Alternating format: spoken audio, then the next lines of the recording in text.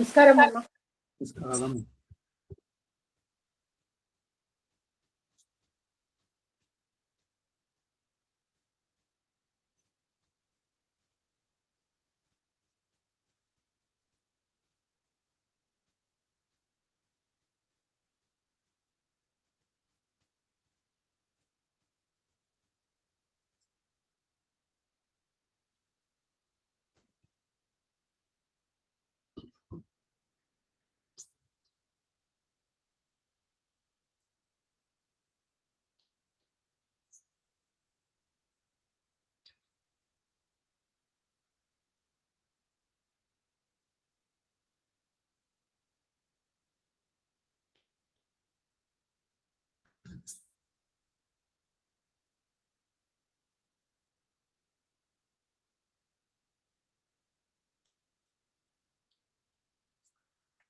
నమస్కారం అమ్మా.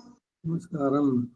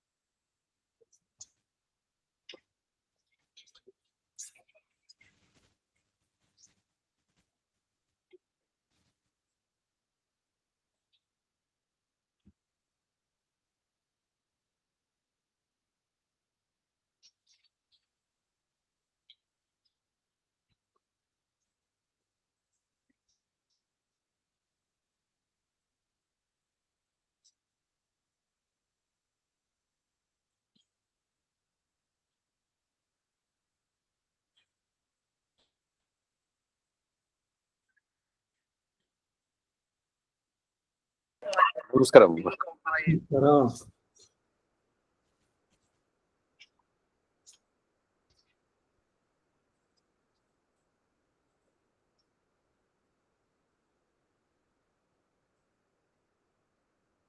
अस्मद्गुरुभ्यो नमः. अस्मत्परमगुरुभ्यो नमः. अस्मत्सर्वगुरुभ्यो नमः. श्रीमते रामानुजाय नमः.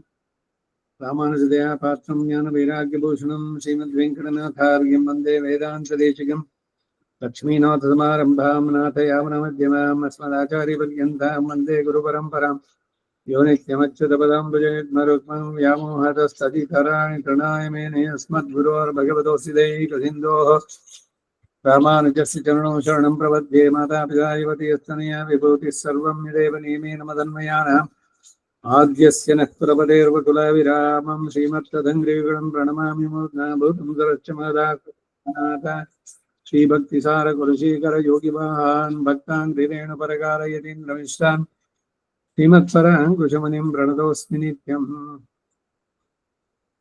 श्रीमान् वेङ्कटनाथार्यः कवितार्किककेसरी वेदान्ताचार्यवर्यो मे सन्निधत्तां सदा हृदि.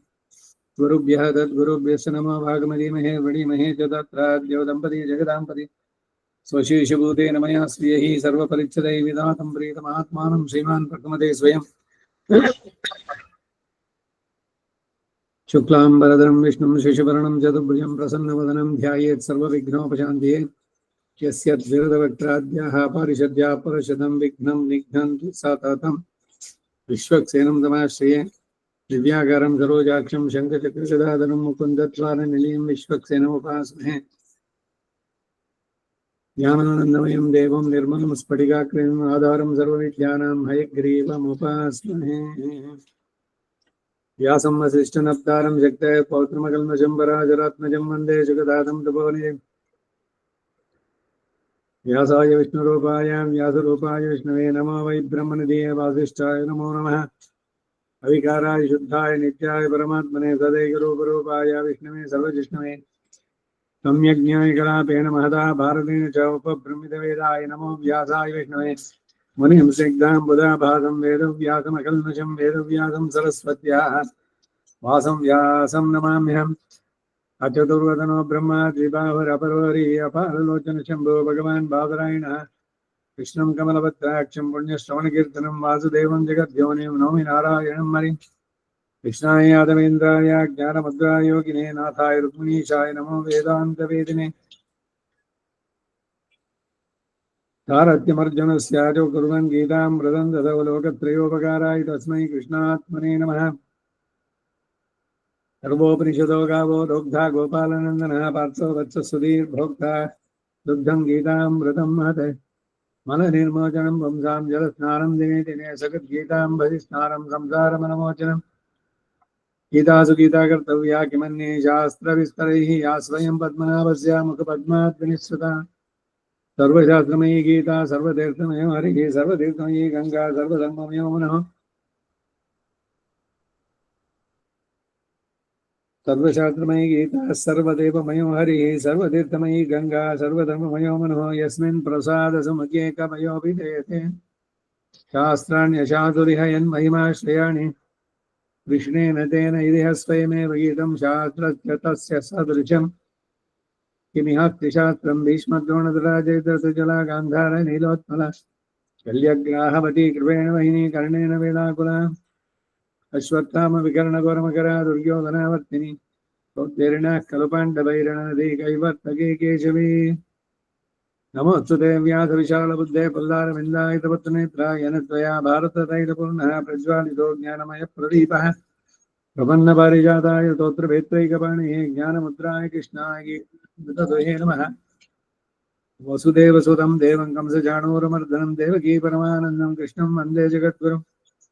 पाराशर्यवचः सरोजमरं गीतार्थगन्धोत्कटं नानाख्यानगगेसरं हरिकथासम्बोधनाबोधितं लोके सज्जनषट्पदैरारापेपीयमानं मुदा भूयात् भारतपङ्कजं कलिमलप्रध्वंसिन श्रेयसे। मूकं करोति वाचालं पङ्गुं लङ्घयते गिरिं यत्कृपादमहं वन्दे परमानन्दमाधवम्।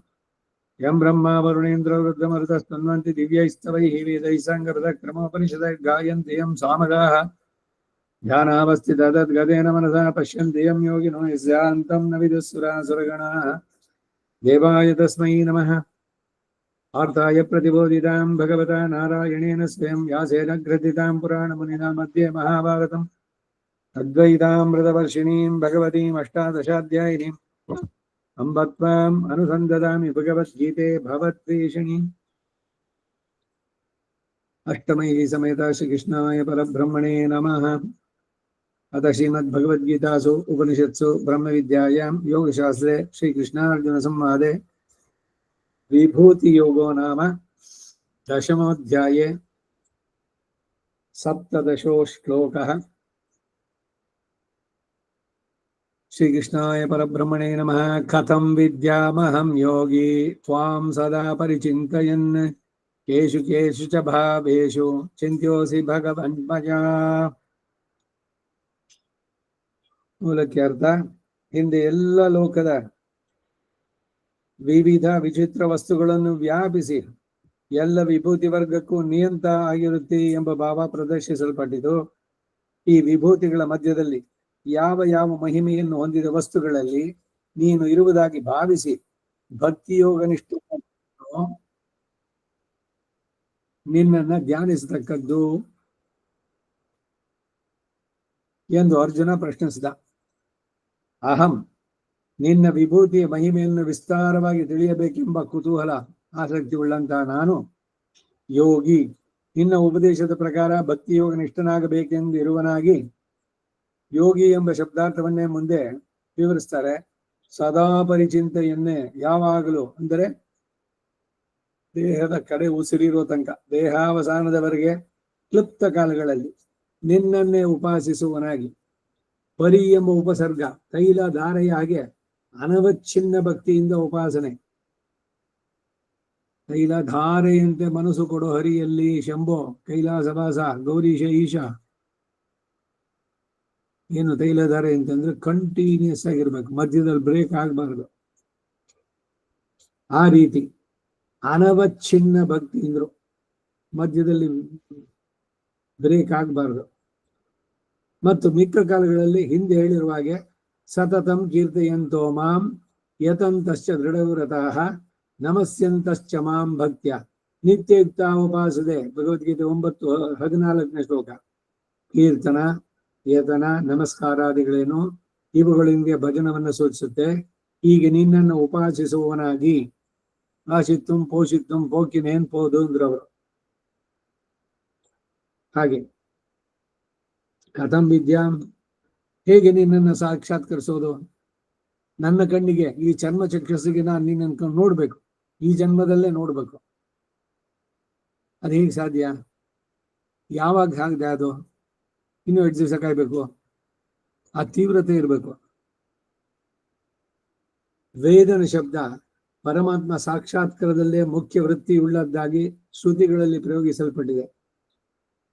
ಉತ್ತರಾರ್ಧದಿಂದ ಅರ್ಜುನ ತನ್ನ ಪ್ರಶ್ನೆಯನ್ನು ವ್ಯಕ್ತಪಡಿಸ್ತಾನೆ. ಹೇ ಭಗವನ್, ಓ ಅಖಿಲ ಹಯ್ಯ ಪ್ರತಿನೀಕನ್, ಷಾಟ್ ಗುಣ್ಯ ಪರಿಪೂರ್ಣನಾದಂತಹ ಶ್ರೀಕೃಷ್ಣನೇ, ಕೇಶು ಕೇಶು ಚ ಭಾವೇಶು, ಯಾವ ಯಾವ ಪ್ರಶಸ್ತ ಪದಾರ್ಥಗಳಲ್ಲಿ ಇರುವವನಾಗಿ, ಮಯ ನನ್ನಿಂದ ಚಿಂತ್ಯೋಸಿ ಧ್ಯಾನಿಸಲು ನೀನು ಅರ್ಹನಾಗಿದ್ದೀಯಾ ಅದನ್ನು ತಿಳಿಸು ಎಂಬ ಭಾವ.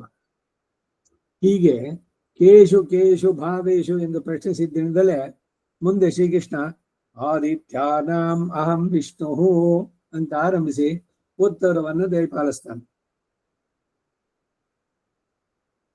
ಕಿಮೇಕಂ ದೈವತಂ ಲೋಕೆ ಕಿಂ ವಾಪ್ಯೇಕಂ ಪರಾಯಣಂ ಕೋ ಧರ್ಮ ಸರ್ವಧರ್ಮಾಣಾಂ ಭವತಃ ಪರಮೋ ಮತಃ ಕಿಂ ಜಪನ್ ಮುಚ್ಯತೆ ಜಂತುರ್ಜನ್ಮ ಸಂಸಾರ ಬಂಧನಾತ್.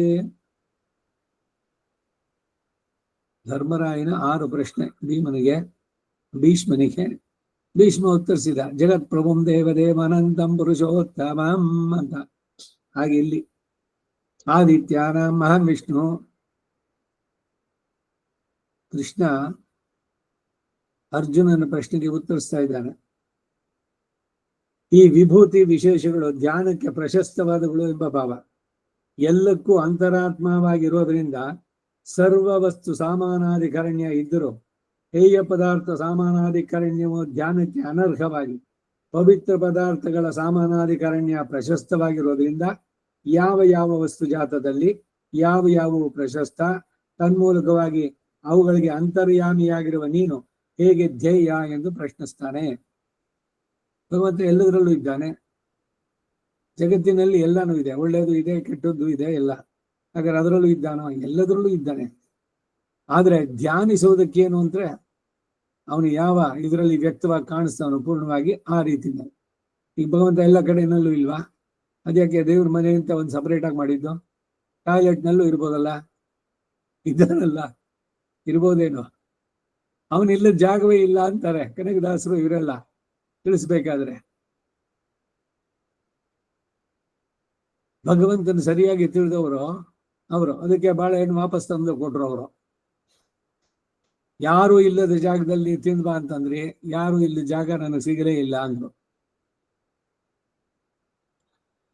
ಪೂಜೆಗೆ ಇದಕ್ಕೆ ಎಲ್ಲಿ ಅವನನ್ನ ವ್ಯಕ್ತವಾಗಿ ಮಾಡ್ಬೋದು ಹಾಗೇನೆ ಹೆಸರಿಡಬೇಕಾದ್ರೆ ಭಗವತ್ ಪರವಾದದ್ದಿರ್ಬೇಕು. ಸರ್ವ ಶಬ್ದ ವಾಚ್ಯ ಭಗವಂತ. ನೀವು ಏನೇ ಹೇಳಿದ್ರು ಆ ಓ ಛೀ ತೂ ಅನ್ನಿ, ಅದರಲ್ಲೂ ಕೂಡ ಭಗವಂತನೇ ಸಂಪಾದನೆ ಮಾಡಿ. ಯಾಕೆಂದ್ರೆ ಸರ್ವ ಶಬ್ದ ವಾಚ್ಯ ಅಂತ ಶ್ರುತಿಗಳು ಉದ್ಘೋಷಿಸುತ್ತೆ. ಆದ್ರೆ ಅವನನ್ನ ಆ ನಾಮವನ್ನು ಹೇಳಿದ ತಕ್ಷಣ ಅವನ ನೆನಪನ್ನು ಉಂಟು ಮಾಡುವಂತಹದ್ದು. ಒಂದು ಅನ್ವರ್ಥ ನಾಮ, ಇನ್ನೊಂದು ರೂಢನಾಮ. ರೂಢಿಯಲ್ಲಿ ಕೂಡ ಅದು ಭಗವಂತನ ನೆನಪಿಗೆ ತರುವಂತಹದ್ದು ಆಗಬೇಕು. ಹಾಗೆ ಇಲ್ಲಿ ಆ ವಿಭೂತಿಗಳಲ್ಲಿ ಯಾವ ಯಾವ ವಸ್ತು ಜಾತದಲ್ಲಿ ಯಾವುದು ಪ್ರಶಸ್ತ, ತನ್ಮೂಲಕ ಅವುಗಳಿಗೆ ಅಂತರ್ಯಾಗವಾಗಿ ನೀನು ನನಗೆ ಕಾರಣಂತೂ ಧ್ಯೇಯ ಅಂತ ಉಪನಿಷತ್ತು. ಜಗತ್ತಿಗೆ ಕಾರಣಕರ್ತ ಯಾರೋ ಅವನನ್ನ ಧ್ಯಾನಿಸು, ಅವನ ಬಗ್ಗೆ ತಿಳಿಬೇಕು. ಈ ರೀತಿಯಲ್ಲಿ ಬಂದದ್ದು. ಈ ಶ್ಲೋಕಕ್ಕೆ ರಾಮಾನುಜರ ಭಾಷ್ಯ. ಅಹಂ ಯೋಗಿ ಭಕ್ತಿ ಯೋಗ ನಿಷ್ಠ ಸನ್ ಭಕ್ತ್ಯಾ ತ್ವಾಂ ಸದಾ ಪರಿಚಿಂತೆಯನ್ನ ಚಿಂತಯಿತು ಪ್ರವೃತ್ತಃ ಚಿಂತನೀಯಂ ತ್ವಾಂ ಪರಿಪೂರ್ಣ ಐಶ್ವರ್ಯಾದಿ ಕಲ್ಯಾಣ ಗುಣಗಣಂ ಕಥಂ ವಿದ್ಯಾಂ ಪೂರ್ವೋಕ್ತ ಬುದ್ಧಿಜ್ಞಾನಾದಿ ಭಾವ ವ್ಯತಿರಿಕ್ತೇಷು ಅನುಕ್ತೇಷು ಕೇಷು ಕೇಷು ಚ ಭಾವೇಷು ಮಯಾ ನಿಂತ್ರತ್ವೇನ ಚಿಂತ್ಯೋಸಿ. ಭಾಷ್ಯಕರ್ತ. ಭಕ್ತಿಯೋಗನಿಷ್ಠನಾದ ನಾನು ಯಾವ ಯಾವ ಪ್ರಶಸ್ತ ವಿಭೂತಿಗಳಿಗೆ ಅಂತರಾತ್ಮವಾಗಿರುವಂತಹ ಭಾವನೆಯಿಂದ ನಿನ್ನನ್ನು ಉಪಾಸಿಸತಕ್ಕದ್ದು ಅಂತ ಬೇಡ್ತಾನೆ. ಅಹಂ ನಾನು ವಿಭೂತಿಯ ಮಹಾತ್ಮೆಯ ವಿಸ್ತಾರವನ್ನು ತಿಳಿಯಬೇಕೆಂಬ ಆಶೆಯುಳ್ಳಂತ ನಾನು. ಎಂತಹ ನಾನು ಅಂದ್ರೆ ಇದು ಯೋಗಿ ಅಂದ್ರೆ ಭಕ್ತಿ ಯೋಗ ನಿಷ್ಠ ಸನ್, ಭಕ್ತಿ ಯೋಗ ನಿಷ್ಠೆಯನ್ನು ಹೊಂದಬೇಕು ಎಂದಿರುವವನಾಗಿ. ಅರ್ಜುನನು ಇನ್ನೂ ಉಪದೇಶಾವಸ್ಥೆಯಲ್ಲೇ ಇದ್ದಾನೆಯೇ ವಿನಃ ಅನುಷ್ಠಾನ ದಿಶೆಯನ್ನೇನು ಹೊಂದಿಲ್ಲವಾದ್ದರಿಂದ ಅದನ್ನು ಮನಸ್ಸಿನಲ್ಲಿಟ್ಟು ಯೋಗಿ ಭಕ್ತಿ ಯೋಗದಲ್ಲಿ ಇರುವವನು ಎಂದು ಅರ್ಥ ಮಾಡದೆ ಭಕ್ತಿ ಯೋಗವನ್ನ ಅನುಷ್ಠಿಸಬೇಕೆಂಬ ಕುತೂಹಲವುಳ್ಳವನಾಗಿ ಎಂಬ ಭಾವ ಸೂಚಿತ ಇದೆ. ಯೋಗಿ ಎಂಬುದಕ್ಕೆ ಯೋಗಿನ್ ಎಂದು ಪಾಠಾಂತರವನ್ನಿಟ್ಟುಕೊಂಡು ಶ್ರೀಕೃಷ್ಣನಿಗೆ ಸಂಬೋಧನೆಯಾಗಿ ಕೆಲವರು ಭಾವಿಸ್ತಾರೆ. ಶ್ರೀ ದೇಶಿಕರು ಇದು ಅನಾರ್ಷ ಎಂದೇಳಿ ಈ ಪಾಠವನ್ನು ತಿರಸ್ಕರಿಸ್ತಾರೆ.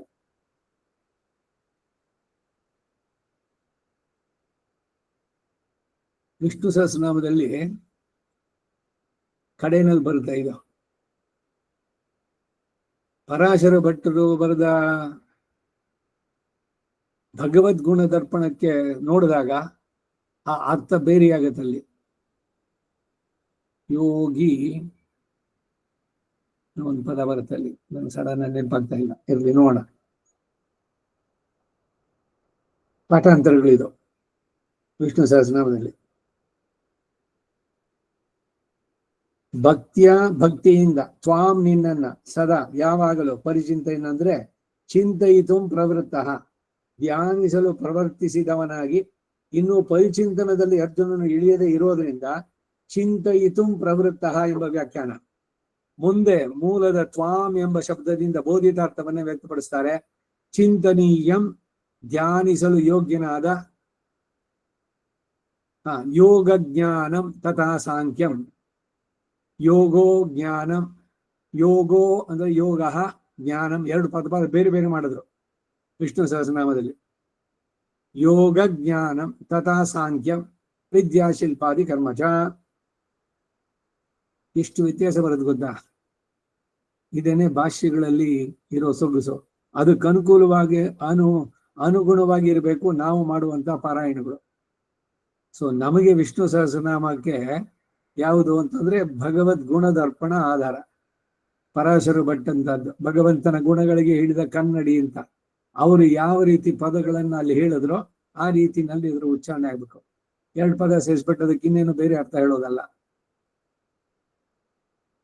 ಚಿಂತನೀಯ ಧ್ಯಾನಿಸಲು ಯೋಗ್ಯನಾದ ತ್ವಾಂ ಎಂದರೆ ಪರಿಪೂರ್ಣ ಐಶ್ವರ್ಯಾದಿ ಕಲ್ಯಾಣ ಗುಣಗಣ, ಪರಿಪೂರ್ಣವಾದ ಐಶ್ವರ್ಯವೇ ಮೊದಲಾದ ಕಲ್ಯಾಣ ಗುಣಗಳ ಸಮೂಹವನ್ನು ಹೊಂದಿರುವ ನಿನ್ನನ್ನ ಕಥಂ ವಿದ್ಯಾಂ ಹೇಗೆ ಸಾಕ್ಷಾತ್ಕರಿಸಬಹುದು ಹೇಳು. ತನ್ನ ಪ್ರಶ್ನೆ ಅಭಿಪ್ರಾಯ ಏನು ಅನ್ನೋದನ್ನ ಮುಂದೆ ವ್ಯಕ್ತಪಡಿಸ್ತಾನೆ. ಪೂರ್ವೋಕ್ತ ಬುದ್ಧಿ ಜ್ಞಾನಾದಿ ಭಾವಂ ವ್ಯತಿರಿಕ್ತೇಷು ಅನುಕ್ತೇಷು. ಹಿಂದೆ ಉಪದೇಶಿಸಲ್ಪಟ್ಟಂತಹ ಬುದ್ಧಿ ಜ್ಞಾನಗಳಿಗಿಂತ ಬೇರೆಯಾಗಿ ಹಿಂದೆ ಉಪದೇಶಿಸಲ್ಪಡದೇ ಇರುವ ಕೇಶು ಕೇಶು ಚ ಭಾವೇಶು ಯಾವ ಯಾವ ವಸ್ತುಗಳಲ್ಲಿ ಮಯ ನನ್ನಿಂದ ನಿಯಂತ್ರತ್ವೇನ ನೀನು ಅವುಗಳಿಗೆ ನಿಯಂತ ಎಂಬ ಭಾವದಿಂದ ಚಿಂತ್ಯೋಸಿ ಧ್ಯಾನಿಸಲು ಯೋಗ್ಯ. ಅರ್ಜುನನ ಮಹಾಪ್ರಾಜ್ಞ ಹಿಂದೆ ಹೇಳಿದ್ದನ್ನೇ ಪುನಃ ಹೇಳು ಅಂತ ಕೇಳಲಿಲ್ಲ. ಪುನರುಕ್ತಿ ಅನ್ನೋದು ಸಾಮಾನ್ಯವಾಗಿ ದೋಷ. ಹೇಳಿದ್ದೆ ಹೇಳ್ದ ಕಿಸ್ಬಾಯಿ ದಾಸ ಅನ್ನೋ ಗಾದೆ. ಹೇಳೋದ್ರಲ್ಲಿ ವೈವಿಧ್ಯತೆ ಇದೆ, ಬೇರೆ ಅರ್ಥಗಳಿದೆ. ಒಂದ್ಸಲಿ ಕೇಳಿದ್ದಾಯ್ತು ಎಲ್ಲ ಅಷ್ಟೇ ತಾನೆ, ಇನ್ನ ಶರಣಾಗತಿ ಭಗವಂತನಲ್ಲಿ ಪ್ರಭಕ್ತಿ ಮಾಡ್ಕೊಳ್ಳಿ, ಇನ್ನೇನಿದೆ ಎಲ್ಲದ್ರಲ್ಲೂ ಅಷ್ಟೇ ನಂಗೆ ಗೊತ್ತು. ನನಗೆಲ್ಲ ಏನ್ ಗೊತ್ತು? ಎಷ್ಟರ ಮಟ್ಟಿಗೆ ಅದು ಮನಸ್ಸಿಗೆ ನಾಟಿದೆ, ಸ್ಪಷ್ಟತೆ ಇದೆಯೋ, ಇಲ್ಲ ಏಕಸಂಧಿಗ್ರಾಹಿತ್ವ. ಒಂದ್ಸಲಿ ಕೇಳ್ಬಿಟ್ರೆ ನಾ ಬೇಕಾದ್ರೆ ಬರ್ದು ಕೊಟ್ಬಿಡ್ತೀನಿ ಎಲ್ಲದನ್ನು ಕೂರೈಸಿರಂತೆ. ಕೇಳ್ಬೇಕು, ಮತ್ತೆ ಮತ್ತೆ ಪುನಃ ಕೇಳ್ಬೇಕು. ಬಹುಧಾ ಶ್ರೋತವ್ಯಂ, ಮತ್ತೆ ಮತ್ತೆ ಕೇಳ್ಬೇಕು, ಕೇಳಿದ್ದನ್ನೇ ಕೇಳ್ಬೇಕು. ಯಾಕೆಂದ್ರೆ ಮನಸ್ಸಲ್ಲಿ ದೃಢವಾಗ್ಬೇಕು, ಸಂಶಯಗಳಿಗೆ ಎಡೆ ಬರಬಾರ್ದು. ಆ ಕಾರಣದಿಂದ ಕೇಶು ಕೇಶು ಚ ಭಾವೇಶು, ಯಾವ ಯಾವ ವಸ್ತುಗಳಲ್ಲಿ ಮಯಾ ನಿಯಂತ್ರತ್ವೇನ, ನನ್ನಿಂದ ನಿಯಂತ್ರತ್ವೇನ, ನೀನು ಅವುಗಳಿಗೆಲ್ಲ ನಿಯಂತ್ರ ಎಂಬ ಭಾವನೆಯಿಂದ ಚಿಂತಿಸಿ ಧ್ಯಾನಿಸಲು ಯೋಗ್ಯ. ಅರ್ಜುನನು ಮಹಾಪ್ರಾಜ್ಞ, ಹಿಂದೆ ಹೇಳಿದ್ದನ್ನೇ ಪುನಃ ಹೇಳು ಅಂತ ಕೇಳಲಿಲ್ಲ. ಹಿಂದೆ ಉಪಾಸನೆಯ ವಿಷಯದಲ್ಲಿ ಹೇಳಿದ ಬುದ್ಧಿಜ್ಞಾನಾದಿಗಳಲ್ಲದೆ ಹೊಸ ವಿಷಯವನ್ನೇ ಕುರಿತು ಪ್ರಶ್ನಿಸುತ್ತಾನೆ ಎಂದು ತೋರಿಸುವುದಕ್ಕಾಗಿ ಪೂರ್ವೋಕ್ತ ಬುದ್ಧಿಜ್ಞಾನಾದಿಗಳಿಗೆ ವ್ಯತಿರಿಕ್ತವಾಗಿ ಯಾವ ಯಾವ ವಸ್ತುಗಳಲ್ಲಿ ನಿನ್ನ ಅಂತರ್ಯಾಮಿತ್ವವು ಮಹಾತ್ಮೆಯನ್ನು ಹೊಂದಿರೋದ್ರಿಂದ ನೀನು ಅವುಗಳಲ್ಲಿ ಆತ್ಮನಾಗಿದ್ದೀ ಎಂದು ಧ್ಯಾನಿಸಲು ಯೋಗ್ಯನು ಅಂತ ಪ್ರಶ್ನಿಸ್ತಾನೆ. ಆದ್ದರಿಂದ ಪುನರುಕ್ತಿಯು ಎಂದಿಗೂ ಅಲ್ಲ ಎನ್ನುವ ಭಾವ. ಆದರೆ ಮುಂದಿನ ಶ್ಲೋಕದಲ್ಲೇ ಭೂಯಃ ಕಥಯಃ, ಪುನಃ ಹೇಳು ಎಂದು ಇದೆಯಲ್ಲ ಎಂದು ಆಕ್ಷೇಪ ತಂದ್ರೆ, ಹಿಂದೆ ಹೇಳಿದ್ದು ಸಂಗ್ರಹವಾಗಿ ಈಗ ಅದರ ವಿಸ್ತರೋಪದೇಶವನ್ನ ಪ್ರಾರ್ಥಿಸುವುದರಿಂದ ಪ್ರಕರಣವೇನೋ ಒಂದೇ ಆದರೂ ಕೂಡ ಭೂಯಃ ಎಂಬ ಪ್ರಯೋಗ. ಹಿಂದೆ ಹೇಳಿದ್ದನ್ನೇ ಹೇಳು ಎಂಬ ಪ್ರಾರ್ಥನೆ ಅಲ್ಲ, ಆ ವಿಭೂತಿಗಳ ವಿಷಯದಲ್ಲೇ ಹೊಸ ವಿಷಯಗಳನ್ನು ತಿಳಿಯಬೇಕು ಎಂಬ ಪ್ರಶ್ನೆ ಎಂದೆತ್ತಿ ಭಾವಿಸ್ತಕ್ಕದ್ದು. ಇದೆಲ್ಲ ಹೇಗೆ ಅಂದ್ರೆ, ಗುರು ಶಿಷ್ಯ ಬಹಳ ಸುಂದರವಾಗಿ ಒಂದು ಇದು ಬರುತ್ತೆ. ಒಬ್ಬ ಏನೋ ಕೇಳಬೇಕು ಅಂತ, ನಾನು ಹೇಳ್ತೀನಿ ಭಗವಂತನ ಬಗ್ಗೆ ಅಂತ, ನನಗೆ ತುಂಬಾ ಡೀಟೇಲ್ ಬೇಡ, ಬಹಳ ಸುಂದರವಾಗಿ ಒಂದೇ ಪದದಲ್ಲಿ ಹೇಳು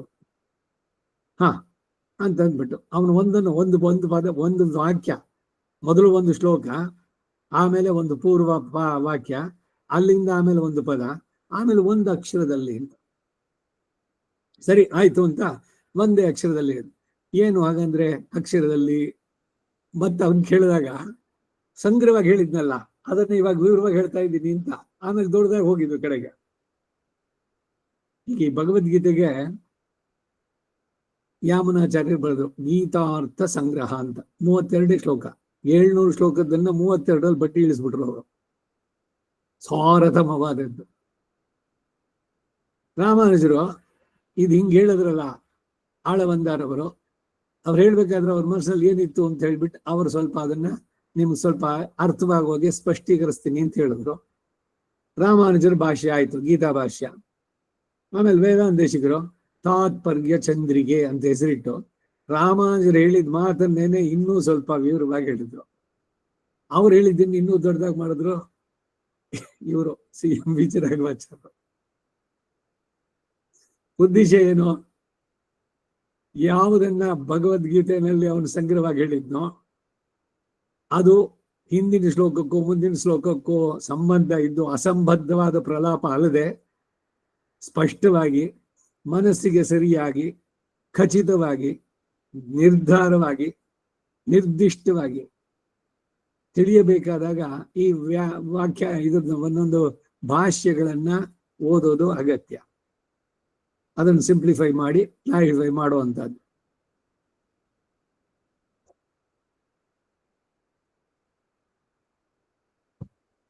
ಆ ವಿಭೂತಿಗಳ ವಿಷಯದಲ್ಲೇ ಹೊಸ ವಿಷಯಗಳನ್ನು ತಿಳಿಯಬೇಕು ಎಂಬ ಪ್ರಶ್ನೆಯಂದೇ ಭಾವಿಸತಕ್ಕದ್ದು ಒಂದು. ಮುಂದಿನ ಶ್ಲೋಕ 18.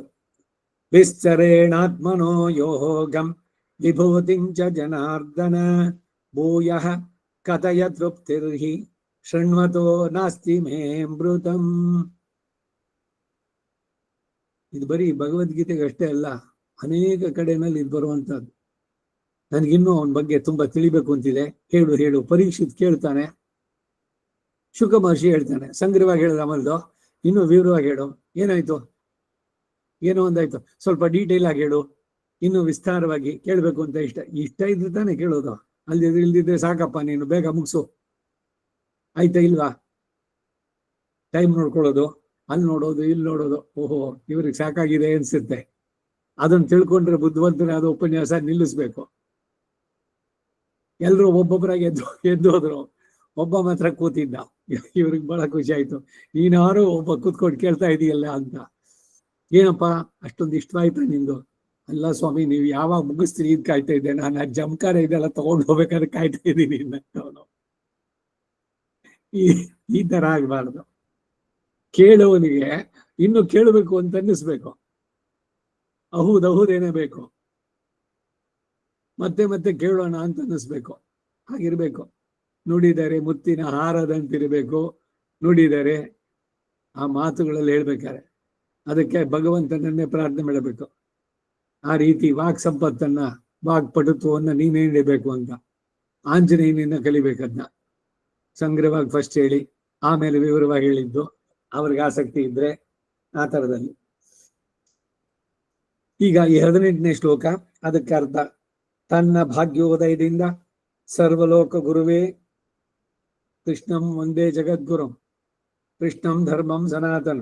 ಆ ಸರ್ವಲೋಕ ಗುರುವೇ ಸ್ವಯಂ ಉಪದೇಶಕನಾಗಿ ದಯಪಾಲಿಸಿದ ಜ್ಞಾನದಿಂದ ಪರಮಹರ್ಷಿತನಾಗಿ ಆತನ ವಿಭೂತಿಗಳ ಮಹಾತ್ಮೆಯ ಸಂಗ್ರಹ ಉಪದೇಶದಿಂದ ತೃಪ್ತನಾಗದೆ ಹಿಂದೆ 6 ಶ್ಲೋಕಗಳಿಂದಲೂ ಆತನನ್ನ ಕೊಂಡಾಡಿ ಪ್ರಾರ್ಥಿಸಿದ ವಿಷಯವನ್ನೇ ಈ ಶ್ಲೋಕದ ಮೂಲಕ ನಿಗಮನ ರೂಪದಲ್ಲಿ ಆತನ ವಿಚಿತ್ರ ಅದ್ಭುತ ವಿಭೂತಿ ಯೋಗ ಕಥನ ರೂಪ ಅಮೃತವನ್ನ ಪಾನ ಮಾಡಬೇಕು ಎಂಬ ಕುತೂಹಲ ಉಳ್ಳವನಾಗಿ ಪ್ರಾರ್ಥಿಸ್ತಾನೆ. ಹೇ ಜನಾರ್ದನ,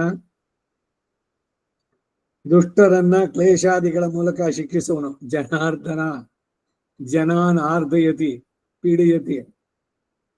ಅಹಂಕಾರ ಮಹಂಕಾರಗಳು, ನಾನು ಯಾರನ್ನ ನರಗಿಸ್ತೇನೋ ಅವ್ರ ದುಡ್ಡನ್ನ ಮೊದಲು ತೆಗಿತೀನಿ ಅಂತ. ಆ ದುಡ್ಡಿಂದ ತಾನೇ ಇವನು ನಾನೇ, ಏನು ನನ್ನ ಹತ್ರ ದುಡ್ಡಿದೆ, ಇವನ್ ಇಲ್ದಿದ್ರೆ ಇನ್ನೊಬ್ಬ ಧನಮದ.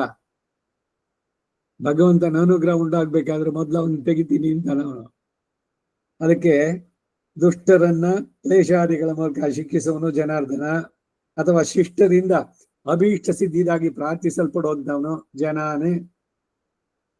ಹೀಗೆ ಶ್ರೀಮದ್ ಶಂಕರಾಚಾರ್ಯರು, ಶ್ರೀ ದೇಶಿಕರು ಸಹ ವ್ಯುತ್ಪತ್ತಿ ಮೂಲಕ ಭಾಷೆಯನ್ನು ಬರೀತಾರೆ. ಆತ್ಮನಃ ನಿನ್ನ ಯೋಗಂ, ನಿನಗೆ ಅಪೃಥಕ್ ಸಿದ್ಧ ವಿಶೇಷಣಗಳಾಗಿರುವಂತಹ ವಿಚಿತ್ರ ಅದ್ಭುತ ಚಿತ್ತುಗಳೊಂದಿಗೆ ಸೇರಿರುವುದನ್ನ.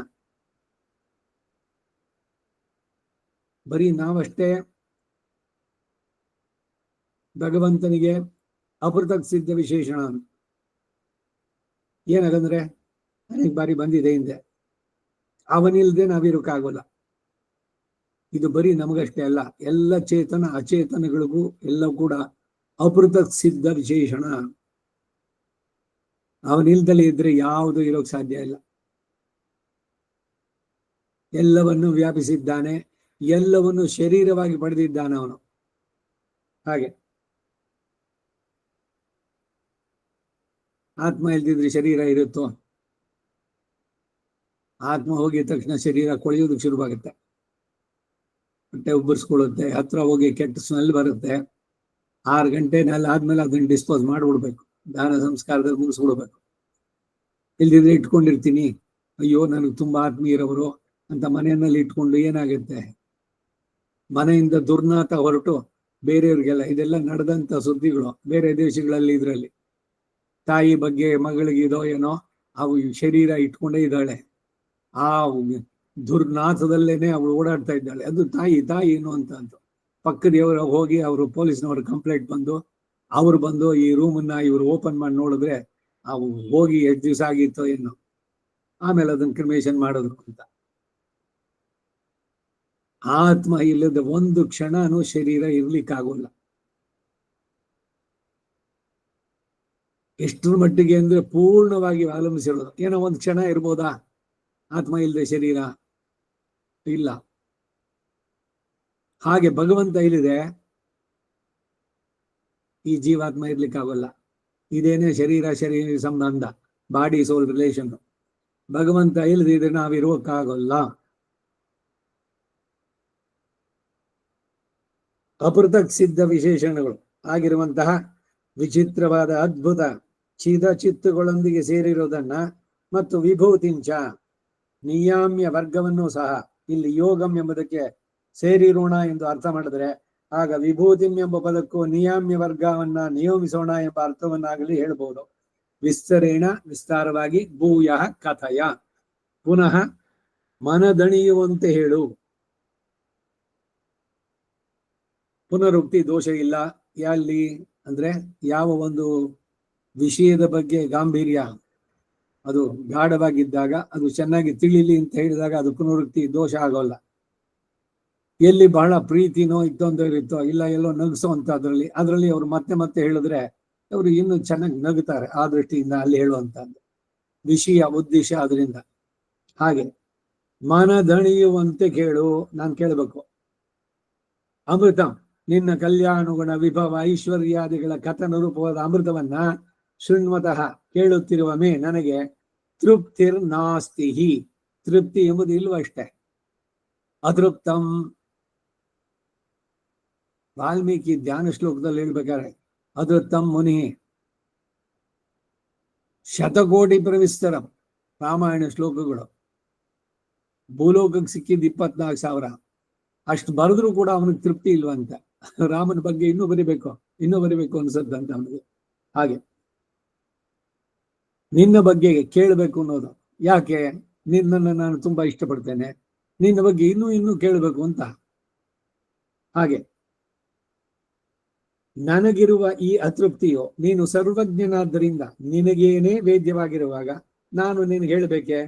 ಆದ್ದರಿಂದ ಇದು ಯಥಾರ್ಥವೇ ಎಂಬ ಭಾವದಲ್ಲಿ ಹಿ ಎಂಬ ಪ್ರಯೋಗ, ಇಲ್ಲಿ ಆತ್ಮನಃ ಯೋಗಂ ವಿಭೂತಿಂಚ ಎಂಬ ಪ್ರಯೋಗ ಇರೋದ್ರಿಂದ ನಿನ್ನ ಕಲ್ಯಾಣ ಗುಣಯೋಗವೇನು, ಅಭೃತಕ್ ಸಿದ್ಧ ವಿಶೇಷಣವಾದಂತಹ ಈ ಚಿದ್ ವಿಭೂತಿ ಏನು, ಲಕ್ಷ್ಮಿಯೊಂದಿಗೆ ನಿತ್ಯ ಯೋಗ ಏನು, ದಿವ್ಯಮಂಗಳ ವಿಗ್ರಹ ಏನು, ಇವುಗಳಿಂದ ಸೇರಿರುವನು ಎಂಬರ್ಥ.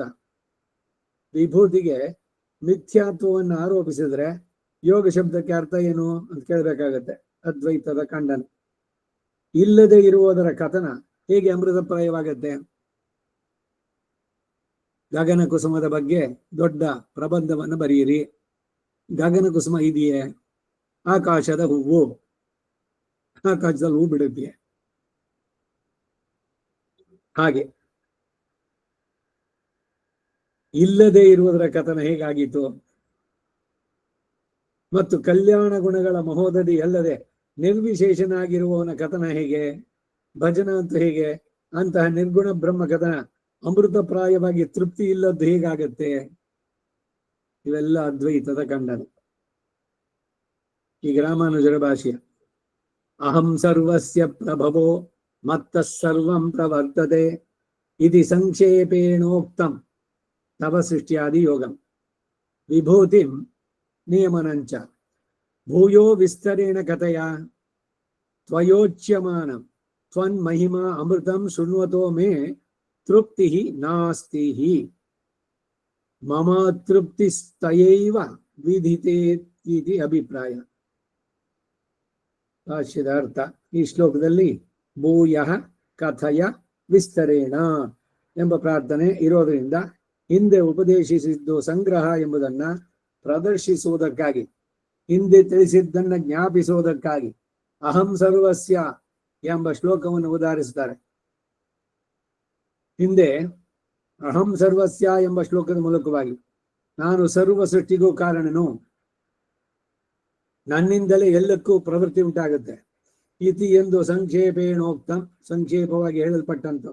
ಇದು ಮೂಲದಲ್ಲಿ ಇಲ್ವಲ್ಲ ಅಂತಂದ್ರೆ ವಿಸ್ತಾರವಾಗಿ ಹೇಳು ಎಂದ್ರೆ ಅರ್ಥವಾಗಿ ಹಿಂದೆ ಹೇಳಿದ್ದು ಸಂಕ್ಷೇಪ ಎಂಬುದು ವ್ಯಕ್ತವಾಗೋದ್ರಿಂದ ಹಾಗೆ ವ್ಯಾಖ್ಯಾನ. ಏ ಜನಾರ್ದನ, ಓ ಜನಾರ್ದನನೇ, ತವ ನಿನ್ನ, ಇದು ಆತ್ಮನಃ ಎಂಬ ಶಬ್ದದ ಅರ್ಥ. ಸೃಷ್ಟ್ಯಾದಿ ಯೋಗಂ ಅಂದರೆ ಅವುಗಳೊಂದಿಗೆ ಸೇರಿರೋಣ. ವಿಭೂತಿಂ ಎಂದರೆ ನಿಯಮನ, ಆ ಸರ್ವ ಚಿತ್ತಗಳನ್ನ ನಿಯಮನವನ್ನ ಸಹ. ಭೂಯಃ ಪುನಃ ಸವಿಸ್ತಾರವಾಗಿ ಕಥೆ ಹೇಳು.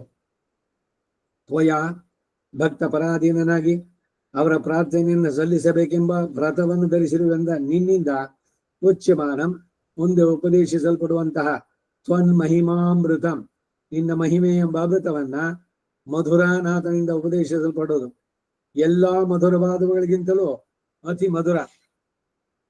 ಅದರಂ ಮಧುರಂ ಸರ್ವಮು ಮಧುರಂ ಮಧುರಂ ಅಷ್ಟಕ ಒಂದು. ಹಾಗೆ ಎಲ್ಲವೂ ಮಧುರವಾಗಿ ನಿರತಿಶಯ ಭೋಗ್ಯಭೂತವಾದದ್ದು ಎಂಬ ಅಭಿಪ್ರಾಯದಲ್ಲಿ ಇಲ್ಲಿ ಅಮೃತ ಶಬ್ದ ಪ್ರಯೋಗಿಸಲ್ಪಡುತ್ತೆ.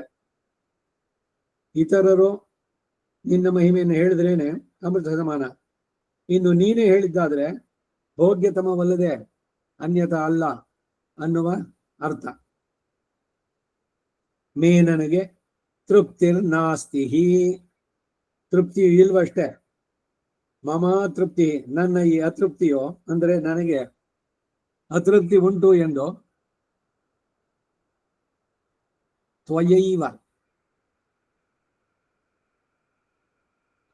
ಸರ್ವಜ್ಞನಾದ ನಿನ್ನಿಂದಲೇ ಅಂದ್ರೆ ನಿನಗೇನೆ ವಿದಿತ, ತಿಳಿಯುವುದು, ಇತ್ಯಭಿಪ್ರಾಯ ಎಂಬುದು ಅಭಿಪ್ರಾಯ.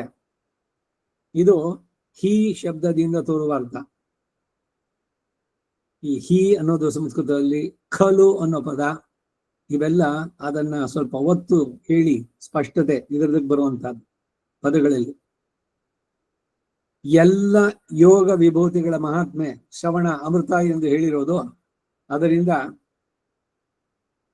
ಉಪಾಯ ಅನುಷ್ಠಾನಕ್ಕೆ ಶಾಶ್ವತವಾದಂತಹ ಜರ ಮರಣ ಗಂಧ ಇಲ್ಲದ ಮೋಕ್ಷ ಪ್ರಾಪ್ತಿಗೂ ಇದು ಕಾರಣವಾಗುವುದರಿಂದ ಅಮೃತ ಎಂದು ಹೇಳಲ್ಪಟ್ಟಿತು. ಸಾಕ್ಷಾತ್ ಮನ್ಮಥಃ, ಅವನ ಮುಖದಿಂದ ಬರುವಾಗ ಅತಿ ಮಧುರವಾಗಿ ಅಧರಾಮೃತ ಸಂಬಂಧ ಉಂಟಾಗುವುದರಿಂದಾಗಲಿ ಅಮೃತ ಎಂಬ ಪ್ರಯೋಗ. ಇಲ್ಲಿ ಜನಾರ್ದನ ಎಂಬ ಸಂಬೋಧನೆಯು ಸಾಭಿಪ್ರಾಯವುಳ್ಳದ್ದಾಗಿದೆ. ಹಿಂದೆ ಸಮುದ್ರ ಮಥನ ಕಾಲದಲ್ಲಿ ಪ್ರತಿಕೂಲರಾದ ರಾಕ್ಷಸರನ್ನ ನಿಗ್ರಹಿಸಿ ಅನುಕೂಲರಾದ ದೇವತೆಗಳಿಗೆ ಅನುಗ್ರಹ ಮಾಡಿ ಅಮೃತಪಾನವನ್ನು ಮಾಡಿಸಿದವನೇ ಎಂಬ ಅರ್ಥವು ಸ್ವಾರಸ್ಯವಾಗಿ ವ್ಯುತ್ಪತ್ತಿ ಮೂಲಕ ತೋರಿಬರುತ್ತೆ. ಅಥವಾ ವಿಷ್ಣು ಸಹಸ್ರನಾಮದಲ್ಲಿನ ಮಧು ಶಬ್ದವನ್ನ ಈ ಅಮೃತ ಶಬ್ದ ಸ್ಮರಿಸುವ ಹಾಗೆ ಮಾಡುತ್ತೆ. ಈ ಯೋಗ ವಿಭೂತಿಗಳ ವಿಸ್ತಾರ ಜ್ಞಾನ ಬ್ರಹ್ಮವಿದ್ಯಾನಿಷ್ಠನಾಗಲು ಹೇತುವಾಗಿ ಕಾರಣವಾಗಿ ಅಂಥವರಿಗೆ ಸ್ವಾಮಿಯು ಮಧುವಾಗಿ ಅಮೃತಪ್ರಾಯನು ಆಗ್ತಾನೆ ಎಂಬ ಭಾವವನ್ನು ಸೂಚಿಸುತ್ತೆ.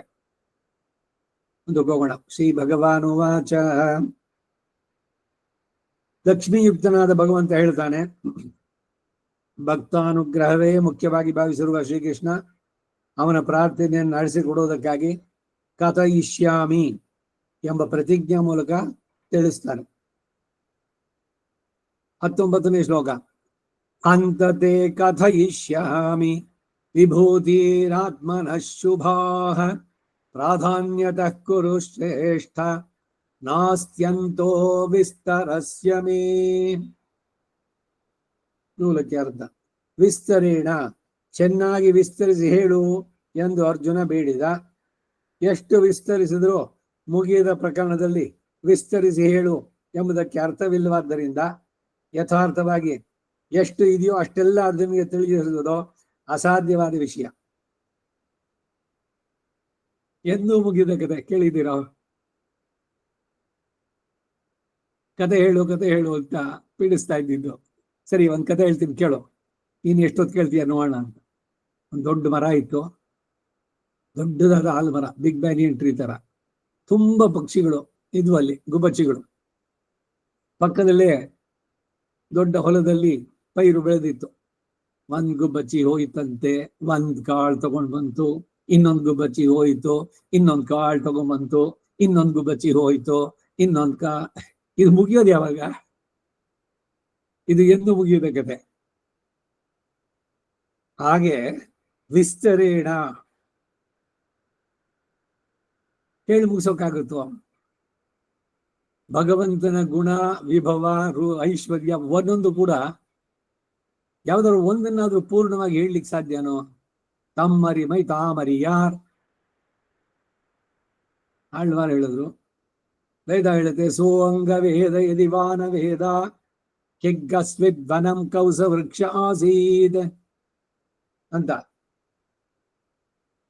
ಹಾಗೆ ಯಥಾರ್ಥವಾಗಿ ಎಷ್ಟಿದೆಯೋ ಅಷ್ಟೆಲ್ಲ ಅರ್ಜುನಿಗೆ ತಿಳಿಸಿಪಡಿಸೋದು ಅಸಾಧ್ಯ ವಿಷಯವಾಗಿರೋದ್ರಿಂದ ಅವುಗಳಲ್ಲಿ ಯಾವ ಪ್ರಾಧಾನ್ಯವಾಗಿರುವ ಮಹಿಮೆ ಉಳ್ಳವುಗಳು ಅಷ್ಟು ಮಟ್ಟಿಗೆ ಮಾತ್ರ ವಿಸ್ತರಿಸಿ ಹೇಳ್ತೇನೆ ಕೇಳು ಅಂತ ತಿಳಿಸ್ತಾರೆ.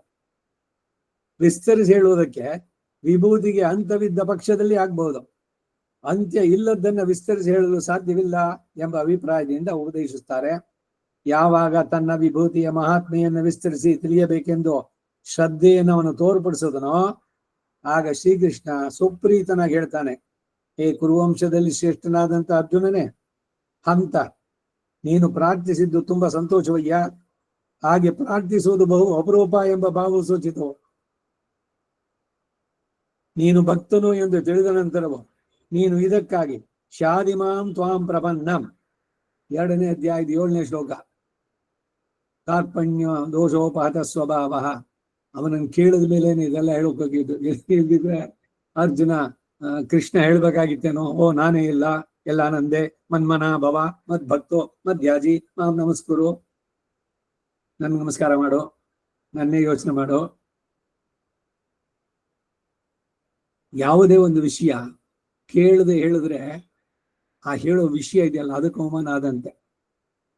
ಇದಕ್ಕೆ ನಾನು ಅನೇಕ ಬಾರಿ ಹೇಳೋದು, ಎಲ್ಲರೂ ಒಂದು ಸಮಾರಂಭ ಸೇರಿದ್ದಾರೆ, ಶಾಂತಮರೆ ಆಯಿತು, ತೀರ್ಥ ಯಾರೋ ಬಹಳ ಇಂಟ್ರೆಸ್ಟ್ ಇಂದ ತಗೊಂಡು ಎಲ್ಲರೂ ಕಾಲ್ ಮೇಲೆ ಕಾಲ ಕೂತ್ಕೊಂಡಿದ್ದಾರೆ, ಅವ್ರ ಹತ್ರ ಹೋಗಿ ದೇವ್ರ ತೀರ್ಥ ಅಂತ ಕೊಡೋದು. ದೇವ್ರ ತೀರ್ಥಕ್ಕೆ ಅಪಮಾನ ಅದು. ಅವ್ರಿಗೆ ಬೇಕಿದ್ರೆ ಎದ್ದು ಬಂದು ತಗೊಳ್ಳಿ, ಹೋಗಿ ಕೊಡೋದಲ್ಲ. ಹಾಗೆ ಅಧ್ಯಾತ್ಮದ ವಿಷಯದ ಬಗ್ಗೆನೂ ಅಷ್ಟೇ, ಯಾರು ಆಸಕ್ತಿಯಿಂದ ಕೇಳಿದ್ರೆ ಅವ್ರು ನಿಜವಾದ ಆಸಕ್ತಿ ಇದೆಯೋ ನೋಡಿ ಆಮೇಲೆ ಹೇಳ್ಬೇಕು. ಅದಕ್ಕೆ ಇವೆಲ್ಲ ರಹಸ್ಯ ಅಂತ ಹೇಳೋದು. ಇದಂ ಗುಹ್ಯತಮಂ ಶಾಸ್ತ್ರಂ ಇದಮುಕ್ತಂ ಮಹಾನಗ. ಪರಮಂ ಗುಹ್ಯಂ ಅಂತಾರೆ. ಬರೀ ಗುಹ್ಯ ಅಲ್ಲ, ಬರೀ ಸ್ವಲ್ಪ ಅಲ್ಲ, ಗುಪ್ತವಾದದ್ದು, ಪರಮ ಗುಹ್ಯವಾದದ್ದು. ಅಸೂಯಾಪರರಿಗೆ, ಆಸಕ್ತಿ ಇಲ್ಲದವರಿಗೆ ಹೇಳೋಕ್ ಹೋಗ್ಬಾರ್ದು. ಇಲ್ಲಿದ್ರೇನು ಶುರು ಮಾಡದ ಪುರಾಣನ, ಒಳ್ಳೆ ತಲೆ ತಿಂತಾನೆ. ಅವನು ಶುರು ಮಾಡ್ಬಿಟ್ಟು ನಿಲ್ಸಲ್ಲ ಸದ್ಯ, ಅವನ ಹತ್ರಕ್ಕೆ ಹೋಗೋದು ಬೇಡ. ಅವ್ನು ಬರ್ತಾ ಇದ್ದೇನೆ ಅಂದ್ರೆ ಈ ಕಡೆ ಹೋಗೋಣ. ಈ ತರದ್ದೆಲ್ಲ ಮಾಡಿಕೊಂಡು ಬರೀ ಅವ್ರಿಗಷ್ಟೇ ಅವಮಾನ ಅಲ್ಲ, ಭಗವಂತನ ಬಗ್ಗೆನೂ ಆ ಶಾಸ್ತ್ರದ ಬಗ್ಗೆನೂ ಅವಮಾನ ಬರುತ್ತೆ. ಅದರಿಂದ ಅಸಡ್ಡೆ ಇದ್ದವರಿಗೆ ಬಲವಂತವಾಗಿ ಹೇಳೋಕೆ ಹೋಗ್ಬಾರ್ದು. ಕೇಳೋ ಆಸಕ್ತಿ ಅವ್ರಿಗಿದ್ರೆ ಬನ್ನಿ, ಏನಿದ್ರು ಬಿಡಿ. ಯಾರಿಗೆ ಆಸಕ್ತಿ ಇದೆಯೋ ಅವ್ರಿಗೆ ಅಷ್ಟೇ ಸಾಕು.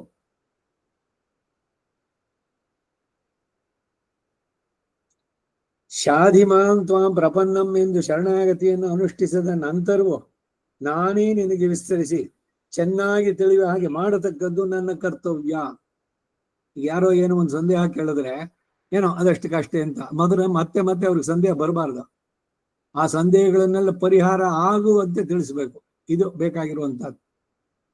ಗುರು ಶಿಷ್ಯನಿಗೆ ಹೇಳ್ಬೇಕಾದಂತ ಬರಬೇಕಾದ್ದು. ಹೀಗಿರುವಾಗ ನೀನೇ ಪ್ರಾರ್ಥಿಸಿದ ನಂತರ ನಾನು ತುಂಬಾ ಸಂತುಷ್ಟನಾದನಯ್ಯ ಎಂದು ಹಂತ ಎಂದು ಪ್ರಾರಂಭಿಸಿ ಹೇಳ್ತಾರೆ. ಲೋಕೋಪಕಾರಕ್ಕಾಗಿ ನನ್ನ ಯೋಗ ವಿಭೂತಿಗಳನ್ನು ವಿಸ್ತರಿಸಿ ಹೇಳ್ತೇನೆ. ಅನೇಕರು ನನ್ನನ್ನು ಆಶ್ರಯಿಸಿ ಆತ್ಮೋಜ್ಜೀವನವನ್ನು ಮಾಡಿಕೊಳ್ಳಬೇಕೆಂಬ ಧರ್ಮ ಸಂಸ್ಥಾಪನೆಯನ್ನು ಮನಸ್ಸಿನಲ್ಲಿಟ್ಟೆ ಉದಾರ ಭಾವದಿಂದ ನಾನು ಅವತರಿಸೋದು. ಆದ್ದರಿಂದ ನಾನೇ ಹೇಳ್ಬೇಕೆಂದಿದ್ದೆ. ಈಗ ನೀನು ಪ್ರಾರ್ಥಿಸುತ್ತೀಯೇ, ತುಂಬಾ ಸಂತೋಷದಿಂದ ಹೇಳ್ತೇನೆ ಕೇಳು ಎಂದು ಹಂತ ಎಂದು ಪ್ರಾರಂಭಿಸಿದ್ರು. ಹಂತತೆ ಕಥಯಿಷ್ಯಾಮಿ.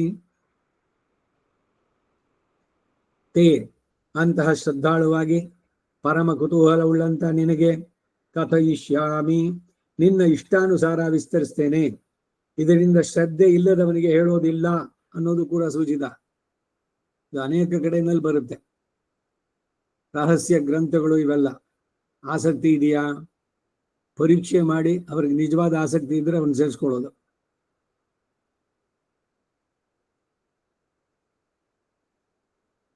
ಉದ್ಧವನು ಪರಮ ಶ್ರದ್ಧಾಳುವಾದ್ದರಿಂದ ಪರಮ ಹಿತೋಪದೇಶವನ್ನು ಮಾಡಿದೆ. ತನ್ನ ಪಿತಾವಾದ ವಸುದೇವ ಶ್ರದ್ಧಾಳು ಅಲ್ಲದ್ದರಿಂದ ಉಪದೇಶಿಸಲಿಲ್ಲ. ತಾಯಿಗೆ ಕಪಿಲ ಮಹರ್ಷಿ ಹೇಳ್ತಾನೆ ಅಧ್ಯಾತ್ಮದ ಬಗ್ಗೆ. ಏನು ತಾಯಿಗೆ ಉಪದೇಶನಾ ಅಂತಂದ್ರೆ ಅಲ್ಲಿ ತಾಯಿ ಸಂಬಂಧಗಳು ಬೇರೆ, ನಿಜವಾದ ಆಸಕ್ತಿ ಇದೆಯೋ ಅದನ್ನು ತಿಳಿಸಿ ಹೇಳುವಂತಹದ್ದು. ಜ್ಞಾನವಿಲ್ಲವೇ ಎಂಬ ಶ್ಲೋಕ ಹುಟ್ಟಿದ್ರೇನೆ ಉಪದೇಶಿಸತಕ್ಕದ್ದೇ ವಿನಃ ವೇದಾಂತವನ್ನು ಬೀದಿಯಲ್ಲಿ ಹೋಗೋರಿಗೆಲ್ಲ ಹೇಳತಕ್ಕದ್ದಲ್ಲ ಎಂದು ಶ್ರೀಕೃಷ್ಣ ಭಗವಾನ್ರವರೇ ಗೀತೆ ಹಂಚಿದರೆ ಹೇಳೋದು. ಇದಂತೆ ನಾ ತಪಸ್ಕಾಯ ನಾ ಭಕ್ತಾಯ ಕದಾಚನ 18ನೇ ಅಧ್ಯಾಯ 67ನೇ ಶ್ಲೋಕ. ಇನ್ನು ಎಂತವನಿಗೆ ಹೇಳತಕ್ಕದ್ದು ಅಂತಂದ್ರೆ ಶ್ರದ್ಧಾವಾನ್ ಅನಸೂಯಶ್ಚ ಶೃಣುಯಾತ್. ಶ್ರದ್ಧಾಯುಕ್ತನಾಗಿ ಅಸೂಯ ರಹಿತನಾಗಿರುವಂತವನಿಗೆ ಉಪದೇಶಿಸತಕ್ಕದ್ದು ಅಂತ ಹೇಳ್ತಾರೆ. ಏನನ್ನ ಕಥಯಿಷ್ಯಾಮಿ ಉಪದೇಶಿಸ್ತೇನೆ ಅಂತಂದ್ರೆ ಆತ್ಮನಃ ಸ್ವಕೀಯವಾದ ವಿಭೂತಿ ಪ್ರಾಧಾನ್ಯತ ಶುಭಾಹ, ಯಾವ ವಿಭೂತಿಗಳು ತುಂಬಾ ಮಹಿಮೆ ಉಳ್ಳದ್ದಾಗಿ ತುಂಬಾ ಮಂಗಳಕರವಾದದ್ದು ಎಂದು ಎಣಿಸಲ್ಪಟ್ಟಿದೆಯೋ ಅಂಥವುಗಳನ್ನ ಕಥಯಿಷ್ಯಾಮಿ ಹೇಳ್ತೇನೆ. ಪ್ರಾಧಾನ್ಯತೆಯಿಂದ ಶುಭಗಳಾಗಿರುವವುಗಳನ್ನ ಮಾತ್ರ ವಿಸ್ತರಿಸಿ ಹೇಳೋದು ನ್ಯಾಯವೋ ಅಂತಂದ್ರೆ, ನಾಸ್ತ್ಯಂತೋ ವಿಸ್ತರಸ್ಯಮೇ, ನಾನು ವಿಭೂತಿಗಳನ್ನು ವಿಸ್ತರಿಸಿ ಹೇಳುವುದು ಸಾಧ್ಯವಿಲ್ಲ. ಒಂದು ವೇಳೆ ನನಗೆ ಸಾಧ್ಯ ಎಂದ್ರೂ ಕೂಡ ನಿನಗೆ ಅದನ್ನು ಕೇಳಿ ತಿಳಿಯಲು ಸಾಧ್ಯ ಇಲ್ಲ. ಹಿಂದೆ ನಮಗೆಲ್ಲ ಕಾಲಕ್ಷೇಪ ಅನಂತರಂಗಾಚಾರ್ಯ ಮನೆಯಲ್ಲಿ ಆಗ್ತಿತ್ತು. ಶ್ರೀಭಾಷ್ಯ ಭಾನುವಾರ ದಿವಸ ಬೆಳಗ್ಗೆ 10:30 ಇಂದ 12 ಗಂಟೆ, 1.5 ಗಂಟೆ ಕಾಲ. ಆಮೇಲೆ ಇನ್ನೊಂದು ಸ್ವಲ್ಪ ಮುಂದುವರಿಸಬಹುದಲ್ಲ, ಬೇಕಾದ್ರೆ ಎಲ್ಲರೂ ಕೂತ್ಕೊಂಡು ಕೇಳ್ತೀವಿ ಅಂದ್ರು. ಅವರು ಸಾಕು, 1.5 ಗಂಟೆ ಮೇಲೆ ಹೇಳಿದೆಯಲ್ಲ, ಇಷ್ಟನ್ನು ಜೀರ್ಣಿಸ್ಕೊಳ್ಳಿ, ಹೇಳೋದು ಬೇಕಾದ್ರೆ ನಾನು ಹೇಳ್ತೀನಿ 3 ಗಂಟೆ, ಆದ್ರೆ ಎಷ್ಟನ್ನ ನೀವು ಕ್ಲಾಸ್ ಮಾಡ್ತೀರಿ? ಒಂದು ಸೆಷನ್ ಒಂದು ಕೂತ್ಕೊಂಡ್ರೆ 1.5 ಗಂಟೆ ಮೇಲೆ, ಅದ್ರ ಮೇಲೆ ಆಗೋಲ್ಲ. ಈ ಚಿಕ್ಕ ಮಕ್ಕಳಿಗೆ ಸ್ತೋತ್ರನೋ ಅಥವಾ ವೇದನೋ ಹೇಳ್ಕೊಡಕ್ ಹೋದ್ರೆ ಅವರನ್ನು ನೋಡೋದು, ಅವನು ಆ ಕಡೆ ಈ ಕಡೆ ಆಕಳಿಸಿ ಇದು ಮಾಡಿದ್ರೆ ಅವನು ಸಾಕಾಗಿದೆ, ಆಯ್ತಲ್ಲ 1/2 ಗಂಟೆ ಸಾಕು, ನಿಲ್ಲಿಸ್ಬಿಡ್ಬೇಕು. ಬಲವಂತವಾಗಿ ಕೂತ್ಕೊಂಡು ಹೇಳು ಅಂದ್ರೆ ತೂಕಡಿಕೆ ಬರುತ್ತೆ, ಇನ್ನೇನೋ ಬರುತ್ತೆ, ಮನಸ್ಸಿಲ್ದಿದ್ದಾಗ ಏನಾಗುತ್ತೆ, ಇವೆಲ್ಲ ಆಗುವಂಥದ್ದು. ಅದರಿಂದ ಹೇಳಬೇಕಾದ್ರೆ ಕೇಳುವವರ ಇದನ್ನು ಕೂಡ ನೋಡ್ಬೇಕು, ಅದನ್ನು ನೋಡ್ಕೊಂಡು ತಿಳಿಸುವಂಥದ್ದು. ಇದೆಲ್ಲ ಹೇಳುವವರಿಗೆ, ಉಪನ್ಯಾಸ ಹೇಳುವಾಗ ಬೇಕಾದವರಂತದ್ದು. ಸುಮ್ಮನೆ ನನ್ನ ಪಾಡಿಗೆ ನಾನು ಹೇಳ್ತಾ ಇದ್ದೀನಿ, ಕೇಳ್ತಾರೋ ಇಲ್ವೋ ಅಂದಷ್ಟು ಅಷ್ಟು ಮುಗಿಸ್ಬೇಕು, ಅಷ್ಟು ಮುಗಿಸ್ಬಿಟ್ಟು ಬರ್ತೀನಿ ಅಂತ ಅನ್ನೋದು ಆಗ್ಬಾರ್ದು. ಅದಕ್ಕಿದೆಲ್ಲ ಕಥಯಿಷ್ಯಾಮಿ, ಸ್ವಕೀಯವಾದ ಆತ್ಮನಃ ವಿಭೂತಿ ಪ್ರಾಧಾನ್ಯತ ಶುಭಾಹ, ಯಾವ ವಿಭೂತಿಗಳು ತುಂಬಾ ಮಹಿಮೆ ಉಳ್ಳವುಗಳಾಗಿ ತುಂಬಾ ಮಂಗಳಕರವಾದದ್ದು ಎಂದು ಎಣಿಸಲ್ಪಟ್ಟಿದೆಯೋ ಅಂಥವುಗಳನ್ನು ಕಥಯಿಷ್ಯಾಮಿ, ಪ್ರಾಧಾನ್ಯತೆಯಿಂದ ಶುಭಗಳಾಗಿರುವವುಗಳನ್ನು ಮಾತ್ರ ವಿಸ್ತರಿಸಿ ಹೇಳೋ ನ್ಯಾಯವೋ ಅಂತಂದ್ರೆ, ನಾಸ್ತ್ಯಂತೋ ವಿಸ್ತರಸ್ಯಮೇ, ನಾನು ವಿಭೂತಿಗಳನ್ನು ವಿಸ್ತರಿಸಿ ಹೇಳುವುದು ಸಾಧ್ಯವಿಲ್ಲ. ಒಂದು ವೇಳೆ ನನಗೆ ಸಾಧ್ಯವಾದರೂ ನಿನಗೆ ಅದನ್ನು ಕೇಳಿ ತಿಳಿಯೋಕ್ ಸಾಧ್ಯ ಇಲ್ಲ. ಆಗಲಿ ನಿನ್ನ ಕೃಪೆಯಿಂದಾಗಲಿ ತಿಳಿಯೋ ಕೂಡ್ದೋ ಅಂತೀಯೋ, ಮೇ ನನ್ನ ವಿಸ್ತರಸ್ಯ, ವಿಭೂತಿಗಳನ್ನು ವಿಸ್ತರಿಸಿ ಹೇಳೋದಕ್ಕೆ ನಾಸ್ತ್ಯಂತಹ, ಕೊನೆಯೇ ಇಲ್ಲದೆ ಹೋಗುತ್ತೆ. ನಾನು ಹೇಳ್ತಲೇ ಇರ್ಬೇಕಾಗತ್ತೆ, ನೀನು ಕೇಳ್ತಾನೆ ಇರ್ಬೇಕಾಗತ್ತೆ. ಬೇಜಾರಿನಿಂದ ಸುಮ್ಮನಾಗಬೇಕೆ ವಿನಃ ವಿಭೂತಿ ವಿಸ್ತರವ ಮುಗಿಯಿತು ಎಂದಲ್ಲ ಎಂಬ ಭಾವ. ಹಬ್ಬ ಮುಗಿಸ್ಬಿಟ್ರಪ್ಪ, ಸದ್ಯ ಮುಗೀತಲ್ಲ ಉಪನ್ಯಾಸ, ನೀ ಎದ್ದು ಹೋಗ್ಬೋದು, ಎನ್ನ ಪಡಿಗ್ರ ಈಗ ಪ್ರಸಾದವ ಅಲ್ಲಿ ಹೋಗಿ ನಿಂತ್ಕೋಬೇಕಿನ್ನು ತಗೊಳಕ್ಕೆ. ಆ ಕಡೆ ಏನ್ ಬಂದಿರುತ್ತೆ, ಏನಾದ್ರು ಬಿಸಿಯಾಗಿರ್ಬೋದಾ ಉಪನ್ಯಾಸ. ಸೊ ಹಾಗಾಗಿ ಉಪನ್ಯಾಸಕರುಗಳು ಬಹಳ ಮುಖ್ಯವಾಗಿ, ಸಾಕಪ್ಪ ಇವ್ರು ನಿಲ್ಸಿದ್ರೆ ಸಾಕಲ್ಲ ಅನ್ನೋ ತನಕ ಹೇಳಕ್ ಹೋಗ್ಬಾರ್ದು. ಈ ಅಭಿಪ್ರಾಯ ಮುಂದೆ ನಾಂತೋ ಅಸ್ತಿ ಮಮ ದಿವ್ಯಾನಾಂ ವಿಭೂತಿನಾಂ ಪರಂತಪ 10ನೇ ಅಧ್ಯಾಯದ 40ನೇ ಶ್ಲೋಕ, ಅದರಲ್ಲಿ ಅನುವಾದ ಮಾಡಲ್ಪಡುತ್ತೆ. ಈ ಸಂದರ್ಭದಲ್ಲಿ ಈಶುಕ್ಷಯಾನ್ ನಿವರ್ತಂತೆ ನಾಂತರಿಕ್ಷ ಕ್ಷಿತಿಕ್ಷಯಾತೆ ಮತಿಕ್ಷಯಾನ್ ನಿವರ್ತಂತೆ ಎಂಬ ಶ್ಲೋಕಾನುಸಂಧೇಯ. ಇದು ಕಲ್ಯಾಣ ಗುಣಗಣ ಯೋಗ ವಿಷಯವಾಗಿ ಹೇಳಲ್ಪಟ್ಟದ್ದು. ವಿಭೂತಿ ಹೇಗೋ ಆತನ ಕಲ್ಯಾಣ ಗುಣವನ್ನ ವಿಸ್ತರಿಸಿ ಹೇಳುವುದು ಸಾಧ್ಯವಿಲ್ಲ ಅಂತ ಹೇಳಲ್ಪಟ್ಟಿದೆ. ಯಾಕೆಂದ್ರೆ ಅವನ ಅನಂತ, ಪ್ರತಿ ಒಂದೊಂದು ಕೂಡ ಅಷ್ಟೇ, ಒಂದೊಂದೇ ಗುಣಗಳ ಮಹಾ ಅರ್ಣವ. ಶರಣಾಗತಿಗೆಲ್ಲ ಹೇಳಿದ್ರಲ್ಲ, ಸ್ವಾಭಾವಿಕ, ಅನವಧಿಕ, ಅತಿಶಯ, ಜ್ಞಾನ, ಬಲ, ವೀರ್ಯ ಎಲ್ಲ ಉದ್ದಕ್ಕೂ ಹೇಳ್ತಾ ಬಂದು ಕಲ್ಯಾಣ ಗುಣವು ಗುಣಗಣೌಘ ಮಹಾರ್ಣವ ಅಂದ್ರು. ಮಹಾಸಮುದ್ರಗಳು, ಬರೀ ಸಮುದ್ರ ಅಲ್ಲ. ಪರಮಾತ್ಮನ ಕಲ್ಯಾಣ ಗುಣಯೋಗವನ್ನು ತಿಳಿಯುವುದು ಅಸಾಧ್ಯ ಅಂತ ಶ್ರುತಿಯೋ, ಪರಮಾತ್ಮನ ಆನಂದದ ಎಲ್ಲೆಯನ್ನು ತಿಳಿಯುವುದು ಸಾಧ್ಯವಿಲ್ಲ ಎಂದು ಯಥೋ ವಾಚೋ ನಿವರ್ತಂತೆ ಅಪ್ರಾಪ್ಯ ಮನಸಾ ಸಹ ಅಂತೇಳಿ ಸುಮ್ಮನಾಯ್ತು ವೇದ. ಹಾಗೆಯೇ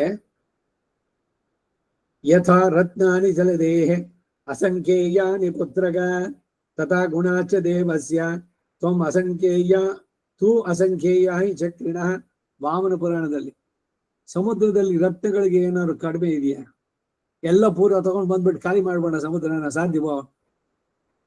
ಸಮಸ್ತ ರತ್ನ ಏನೇನಿದೆಯೋ ಅಲ್ಲಿ, ನವರತ್ನಗಳು ಎಲ್ಲವೂ ಕೂಡ, ಎಲ್ಲವನ್ನು ತಗೊಂಡು ಬರೋದಕ್ಕೆ ಎಷ್ಟು ಕೈಲಿ ಇವನು ಸಾಧ್ಯವೋ, ಎಷ್ಟೋ ಇವ್ರ ಪ್ರಯತ್ನ, ಅಷ್ಟೇ ಪೂರ್ಣವಾಗಿ ತರೋಕ್ಕಾಗಲ್ಲ. ಅಲ್ಲಿ ಕಡಿಮೆ ಆಯ್ತು ಅಂತಿಲ್ಲ.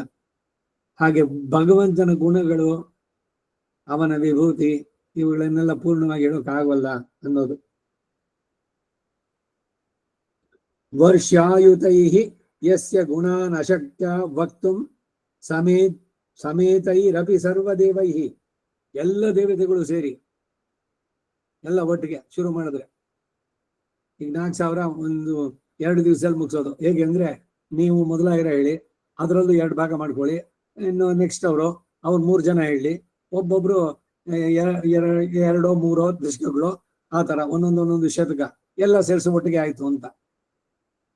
82 ಪ್ರಶ್ನೆ, ಅಶೀತಿ ದ್ವಯ ವೇದ ಯಜುರ್ವೇದ ಪೂರ್ಣವಾಗಿ ಹೇಳಬೇಕು ಅಂತಂದ್ರೆ ಒಂದು ದಿವಸಕ್ಕೆ ಸುಮಾರು 6 ಗಂಟೆ ಕಾಲ, 8 ದಿವಸ ಕಾರ್ಯಕ್ರಮ, ಸಂಪೂರ್ಣ ವೇದ ಯಜುರ್ವೇದ ಪಾರಾಯಣ, ಅಶೀತಿ ದ್ವಯ ಪಾರಾಯಣ ಅಂತ.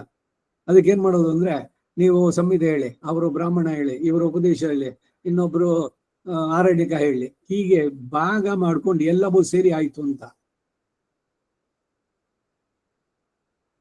ಹೆಸರಿಗೆಲ್ಲ ಮುಗೀತು ಅವತ್ತರಷ್ಟರಲ್ಲಿ ಅಂತ ಎಲ್ರು ಭಾಗ ಮಾಡ್ಕೊಂಡು, ಈಗ ಎಷ್ಟೋ ಲಕ್ಷ ಗಾಯತ್ರಿ ಜಪ ಆಗ್ಬೇಕು ಅಂತ, ಸರಿ ಒಬ್ಬೊಬ್ರು ಅಷ್ಟಷ್ಟು ಮಾಡಿ. ಹಾಗೆ ನಾಮ ಸಂಕೀರ್ತನೆ, ವಿಷ್ಣು ಸಹಸ್ರನಾಮ ಎಷ್ಟೋ ಕೋಟಿ ಆಗ್ಬೇಕು ಅಂತ. ಅಖಂಡ ಬೆಳಗ್ಗೆಯಿಂದ ಕೂತ್ಕೊಂಡು ಹೇಳೋದು, ಬೆಳಗ್ಗಿಂದ ಒಬ್ಬರಿಗೆ ಕೂತ್ಕೊಂಡಿರೋ ಕಂಟಿನ್ಯೂಸ್ ಆಗಿ ಹೇಳಲಿಕ್ಕೆ ಆಗುತ್ತೋ, ಸರಿ ಅವರೊಂದು ಬ್ಯಾಚ್ ಹೇಳಿ, ಅವ್ರು ಎದ್ದೋದ್ರೆ ಇನ್ನೊಬ್ರು ಹೇಳಿ, ಅವ್ರಾದ್ಮೇಲೆ ಇನ್ನೊಬ್ರು ಬರ್ಲಿ. ಎಷ್ಟಾವೃತ್ತಿ ಆಯ್ತು ಇವತ್ತು? ಸಂಖ್ಯಾ ಲೆಕ್ಕದಿಂದ ಹೇಳೋಕೆ ಹೋಗುತ್ತೆ ಸಾಧ್ಯವಾಗಿತ್ತೆ ಹೊರತು ಪೂರ್ಣವಾಗಿ ಒಬ್ಬರೇ ಕೂತ್ಕೊಂಡು ಮಾಡೋದು ಅಂತಂದ್ರೆ ಅದಕ್ಕೆ ಬಹಳಷ್ಟು ಸಮಯ ಇದು ಎಲ್ಲ ಬರುವಂತಹದ್ದು.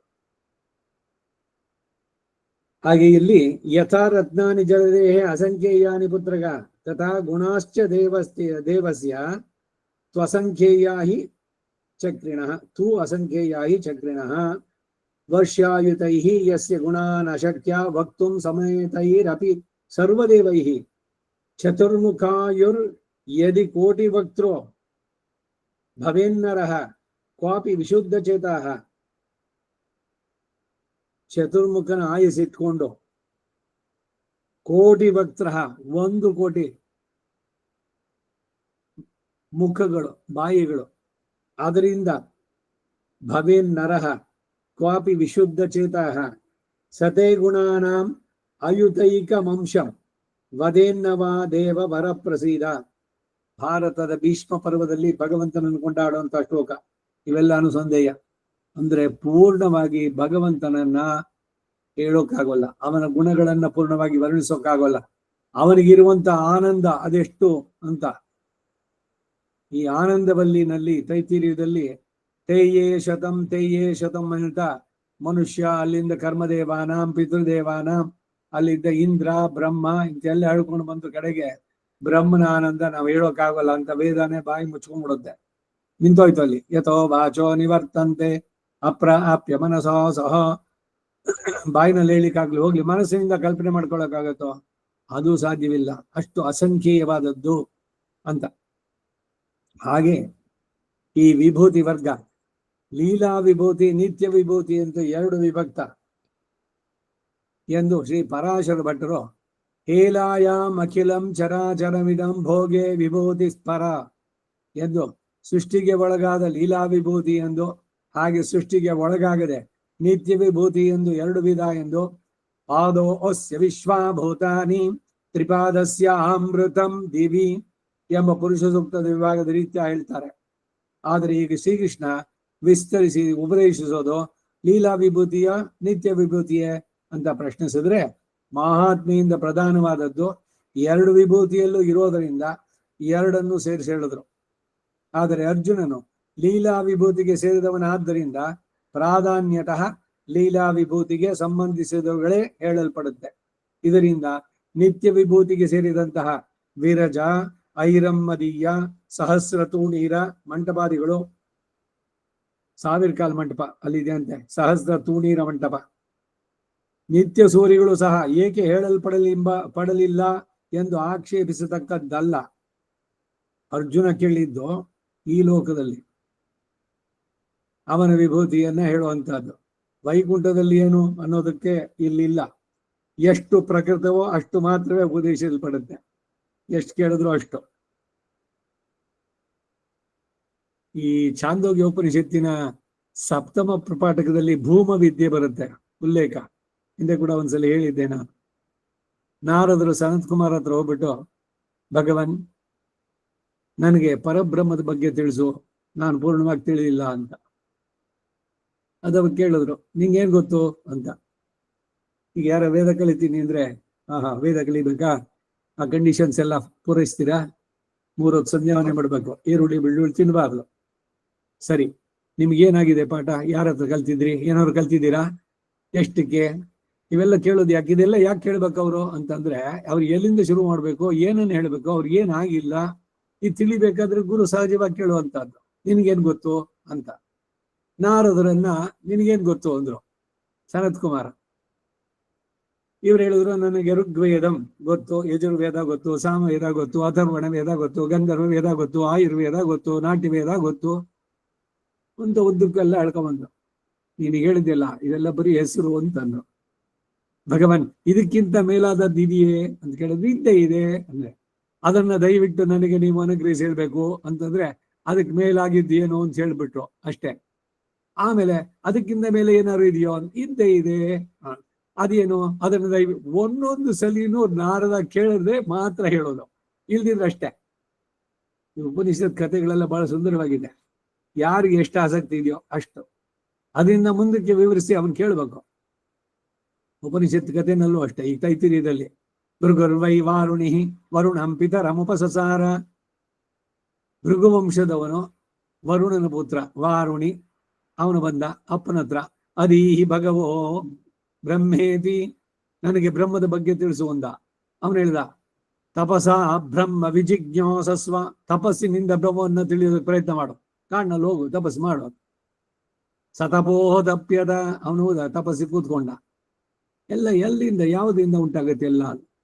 ನನಗೆ ಫಸ್ಟ್ ಅನ್ನಿಸ್ತು, ಎಲ್ಲರೂ ಇರೋದು ಅನ್ನದಿಂದ, ಎಲ್ಲರೂ ಮಾಡೋದು ಹೊಟ್ಟೆಗಾಗಿ, ಅನ್ನಕ್ಕಾಗಿ, ಅನ್ನದಿಂದನೇ ಎಲ್ಲ ಚೇತನ ವರ್ಧಿಸೋದು, ಅನ್ನದಲ್ಲೇನೆ ಕಡೆಗೆ ಹೋಗೋದು ಎಲ್ಲ ಅಷ್ಟೇ ಅಂತ ತಿಳಿದು, ಅನ್ನಂ ಬ್ರಹ್ಮೇ ದಿವ್ಯಜಾನಾತ್ ಅಂತ ಹೇಳಿದ್ವಿ.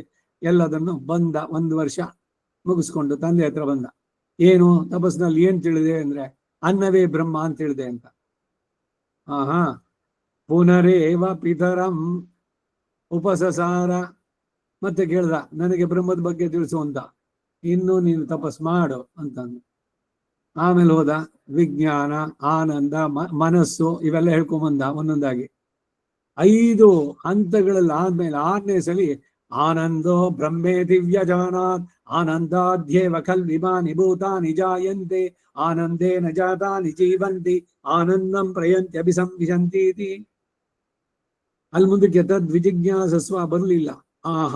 ಈಗ ನೋಡು ನೀನ್ ಸರಿಯಾಗಿ ತಿಳಿದೆ. ಇನ್ ಮುಂದಕ್ಕೆ ಈ ವಿದ್ಯೆ ನಿನ್ನ ಹೆಸರಿನಲ್ಲಿ ಪ್ರಸಿದ್ಧಿ ಆಗ್ಲಿ ಅಂತ ಅವ್ರ ಅಪ್ಪ ಹೇಳ್ದ.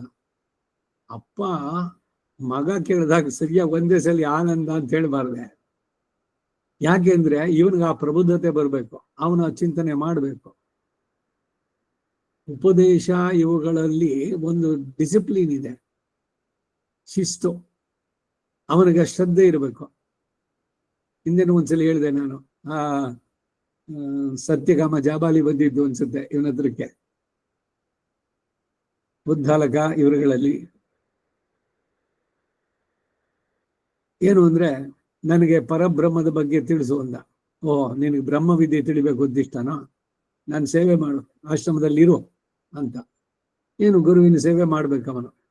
ಅವನಿಗೊಂದು 100 ಹಸುಗಳನ್ನು ಕೊಟ್ಬಿಟ್ಟು, ಇದು 1000 ಆಗೋ ತನಕ ಅವುಗಳನ್ನೆಲ್ಲ ಸೇವೆ ಮಾಡ್ಕೊಂಡು ಆಮೇಲೆ 1000 ಆದ್ಮೇಲೆ ಬಾ ಹೇಳ್ತೀನಿ ಇಂದ ಅವನು. ಇನ್ನೊಬ್ಬ ಹೇಳ್ತಾನೆ, ಗುರು ನೀನು 1 ವರ್ಷ ನನ್ಗೆ ಸೇವೆ ಮಾಡು, ಆಮೇಲೆ ನನಗೆ ಗೊತ್ತಿದ್ರೆ ಹೇಳ್ತೀನಿ ಅಂತಾನೆ. ನನಗ್ ಗೊತ್ತಿದ್ರೆ ಹೇಳ್ತೀನಿ ಅಂತಂದ್ರೆ, ಈ ಶಿಷ್ಯನವ್ದು 1 ವರ್ಷ ಸುಮ್ಮನೆ ಕೆಲಸ ಮಾಡ್ಬಿಟ್ಟು ಆಮೇಲೆ ಗೊತ್ತಿಲ್ಲ ನನಗೆ ಅಂತ ಹೇಳಿದ್ರೆ ಏನ್ ಮಾಡ್ಬೇಕು? ಎಷ್ಟೆಷ್ಟು ರೀತಿಯ ಪರೀಕ್ಷೆ ಶಿಷ್ಯನಿಗೆ ಕಲಿಬೇಕು ಅನ್ನೋದ್ರ ಬಗ್ಗೆ ಎಷ್ಟು ದೃಢವಾದಂತಹ ಸಂಕಲ್ಪ ಇದೆ.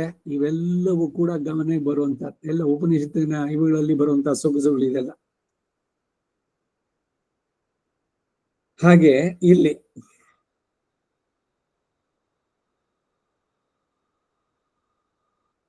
ಈಗ ಕೃಷ್ಣ ವಿಸ್ತಾರವಾಗಿ ಉಪದೇಶಿಸಿದ್ದು ಲೀಲಾ ವಿಭೂತಿನೋ ಅಥವಾ ನಿತ್ಯ ವಿಭೂತಿಯೋ ಅಂತ ಪ್ರಶ್ನೆ ಮಾಡಿದ್ರೆ, ಮಹಾತ್ಮೆಯಿಂದ ಪ್ರಧಾನವಾದದ್ದು 2 ವಿಭೂತಿಯಲ್ಲಿ ಇರೋದ್ರಿಂದ 2 ಸೇರಿಸಿ ಹೇಳಿದ್ರು. ಆದರೆ ಅರ್ಜುನನು ಲೀಲಾ ವಿಭೂತಿಗೆ ಸೇರಿದವನಾದ್ದರಿಂದ ಪ್ರಾಧಾನ್ಯತಃ ಲೀಲಾ ವಿಭೂತಿಗೆ ಸಂಬಂಧಿಸಿದವುಗಳೇ ಹೇಳಲ್ಪಡುತ್ತೆ. ಇದರಿಂದ ನಿತ್ಯ ವಿಭೂತಿಗೆ ಸೇರಿದಂತಹ ವಿರಜ, ಐರಮ್ಮದೀಯ ಇವೆಲ್ಲ ಅಲ್ಲಿ ಹೇಳಿಲ್ಲ. ನಿತ್ಯ ಸೂರ್ಯಗಳಿಗೂ ಸಹ ಯಾಕೆ ಹೇಳಲ್ಪಡ್ಲಿಲ್ಲ ಅನ್ನುವಂತ ಆಕ್ಷೇಪಣೆ ಇಲ್ಲಿ ಬರೋದಕ್ಕಲ್ಲ ಅಂದ್ರು. ಆಕ್ಷೇಪಿಸತಕ್ಕದ್ದಲ್ಲ. ಎಷ್ಟು ಪ್ರಕೃತವೋ ಅಷ್ಟು ಮಾತ್ರವೇ ಉಪದೇಶಿತು. ಉಪದೇಶ ಸರ್ವಸ್ವವು ಅದರಲ್ಲಿ ಅಡಗಿರಲು ಪ್ರಕರಣ ಇಲ್ಲ. ಅನಂತಹ ಗಾಯತ್ರಿ, ರಾಮ, ಕಾಲ, ವಿಷ್ಣು, ಏಕಮಕ್ಷರಂ, ವೈನತೇಯ, ವಾಸುದೇವ, ಪರಂ, ತೇಜ ಇತ್ಯಾದಿಗಳಾದ ಮುಂದೆ ಹೇಳುವವುಗಳು ನಿತ್ಯಗಳಾದವೆಂದು ಭಾವಿಸತಕ್ಕದ್ದು. ಇಲ್ಲಿ ಶುಭಾಹ ವಿಭೂತಿ ಅಂತ ಹೇಳಿರೋದ್ರಿಂದ ಅಶುಭ ವಿಭೂತಿಯು ಬೇಕಾದಷ್ಟುಂಟು. ಚೇತನ ವರ್ಗದಲ್ಲಿ ಶುಭರಾದವರು ನಿತ್ಯರು, ಮುಕ್ತರು, ನಾರದ, ವ್ಯಾಸ ಮೊದಲಾದ ಮಹರ್ಷಿಗಳು, ಲೋಕಾಧಿಪತಿಗಳು ಮೊದಲಾದವರು ಇದ್ದಾರೆ. ಅಶುಭರಲ್ಲಿ ಅಸುರರು, ರಾಕ್ಷಸರು, ಲೋಕಕಂಟಕರಾದ ನರಾಧಮರು, ಕಾಮ ಕ್ರೋಧದಿಂದ ತುಂಬಿದವರು, ಢಂಬ ಅಹಂಕಾರ ಅಂಥವರು ಉಂಟು. ಇಂತಹ ಸುಕೃತಿ ದುಷ್ಕೃತಿಗಳ ಕರ್ಮಕ್ಕೆ ಅನುಗುಣ ಭೋಗಕ್ಕಾಗಿ ಶುಭ ಅಶುಭ ಅಚಿದ್ವರ್ಗವು ವಿಚಿತ್ರವಾಗಿ ಅನಂತವಾಗಿದೆ. ಈಗ ಅರ್ಜುನನಿಗೆ ಮುಖ್ಯವಾಗಿ ತಿಳಿಸತಕ್ಕದ್ದು ಯಾವುದು ಅಂತಂದ್ರೆ, ಶುಭಗಳಾದ ವಿಭೂತಿಗಳಲ್ಲಿ ಪ್ರಧಾನವಾಗಿ ಮಹಾತ್ಮೆಯುಳ್ಳದ್ದು ಯಾವುದು ಎಂಬುದು ಮಾತ್ರ ಹೇಳಲ್ಪಡುತ್ತೆ. ಅಂತಹ ಶ್ಲಾಘನೀಯ ವಿಭೂತಿಗಳಿಗೆಲ್ಲ ನಾನು ಅಂತರಾತ್ಮನಾಗಿ ನಿಯಾಮಕ ಎಂಬ ಭಾವವನ್ನು ಇಟ್ಟು ನನ್ನನ್ನು ಧ್ಯಾನಿಸು ಅಂತ ಹೇಳಿ ಉಪದೇಶ ಮಾಡ್ತಾರೆ. ಇದಕ್ಕೆ ರಾಮಾನುಜರ ಭಾಷ್ಯ ನೋಡೋಣ. 19ನೇ ಶ್ಲೋಕಕ್ಕೆ. ಹೇ ಕುರುಶ್ರೇಷ್ಠ ಮದೀಯಾ ಕಲ್ಯಾಣೀರ್ ವಿಭೂತಿ ಪ್ರಾಧಾನ್ಯತಸ್ತೆ ಕಥಯಿಷ್ಯಾಮಿ. ಪ್ರಾಧಾನ್ಯ ಶಬ್ದೇನೋತ್ಕರ್ಷೋ ವಿವಕ್ಷಿತಃ ಪುರೋಧಸಾಂಚ ಮುಖ್ಯಂ ಮಾಂ ಇತಿ ವಕ್ಷ್ಯತೆ. ಜಗತ್ಯುತ್ಕೃಷ್ಟಾಃ ಕಾಶ್ಚನ ವಿಭೂತಿಃ ವಕ್ಷ್ಯಾಮಿ. ವಿಸ್ತರೇಣ ವಕ್ತುಂ ಶ್ರೋತುಂ ಚ ನ ಶಕ್ಯತೆ. ತಾಸಾಂ ಆನಂತ್ಯಾತ್ ವಿಭೂತಿತ್ವಂ ನಾಮ ನಿಯಮನತ್ವಂ ಸರ್ವೇಷಾಂ ಭೂತಾನಾಂ ಬುದ್ಧ್ಯಾದಯಃ ಪೃಥಗ್ವಿಧಾ ಭಾವ ಮತ್ತ ಏವ ಭವಂತಿ ಇತ್ಯುಕ್ತಃ.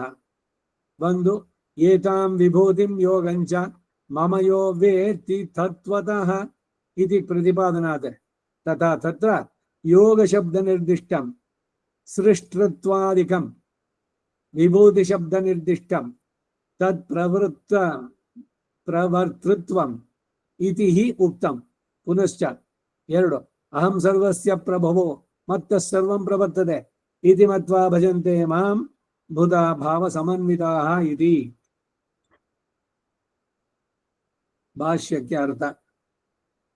ಸರ್ವೇಶ್ವರನಾದ ಶ್ರೀಕೃಷ್ಣ ತನ್ನ ಪ್ರಿಯ ಭಕ್ತನಿಗೆ ಅತೃಪ್ತಿ ಉಂಟಾಗಿದೆ ಅನ್ನೋದನ್ನ ತಿಳಿದವನಾಗಿ, ಅದರಿಂದ ಪ್ರಸನ್ನನಾಗಿ, ಇಂತಹ ಶ್ರದ್ಧೆಯುಳ್ಳವನಿಗೆ ಹೆಚ್ಚಿನ ಉಪದೇಶ ಸಾರ್ಥಕ ಎಂದು ಭಾವಿಸಿದವನಾಗಿ ತನ್ನ ವಿಭೂತಿಯನ್ನ ಸಮಗ್ರವಾಗಿ ಉಪದೇಶಿಸುವುದು, ಆತನು ಅದನ್ನೆಲ್ಲ ಕೇಳಿ ತಿಳಿಯುವುದು ಎರಡೂ ಅಸಾಧ್ಯ ಎಂದು ಯೋಚಿಸಿ ವಿಭೂತಿಗಳಲ್ಲಿ ಕೆಲವು ಮಹತ್ತಾದವುಗಳನ್ನ ಯಾವುದು ಅನ್ನೋದನ್ನ ತಿಳಿಸ್ತಾನೆ.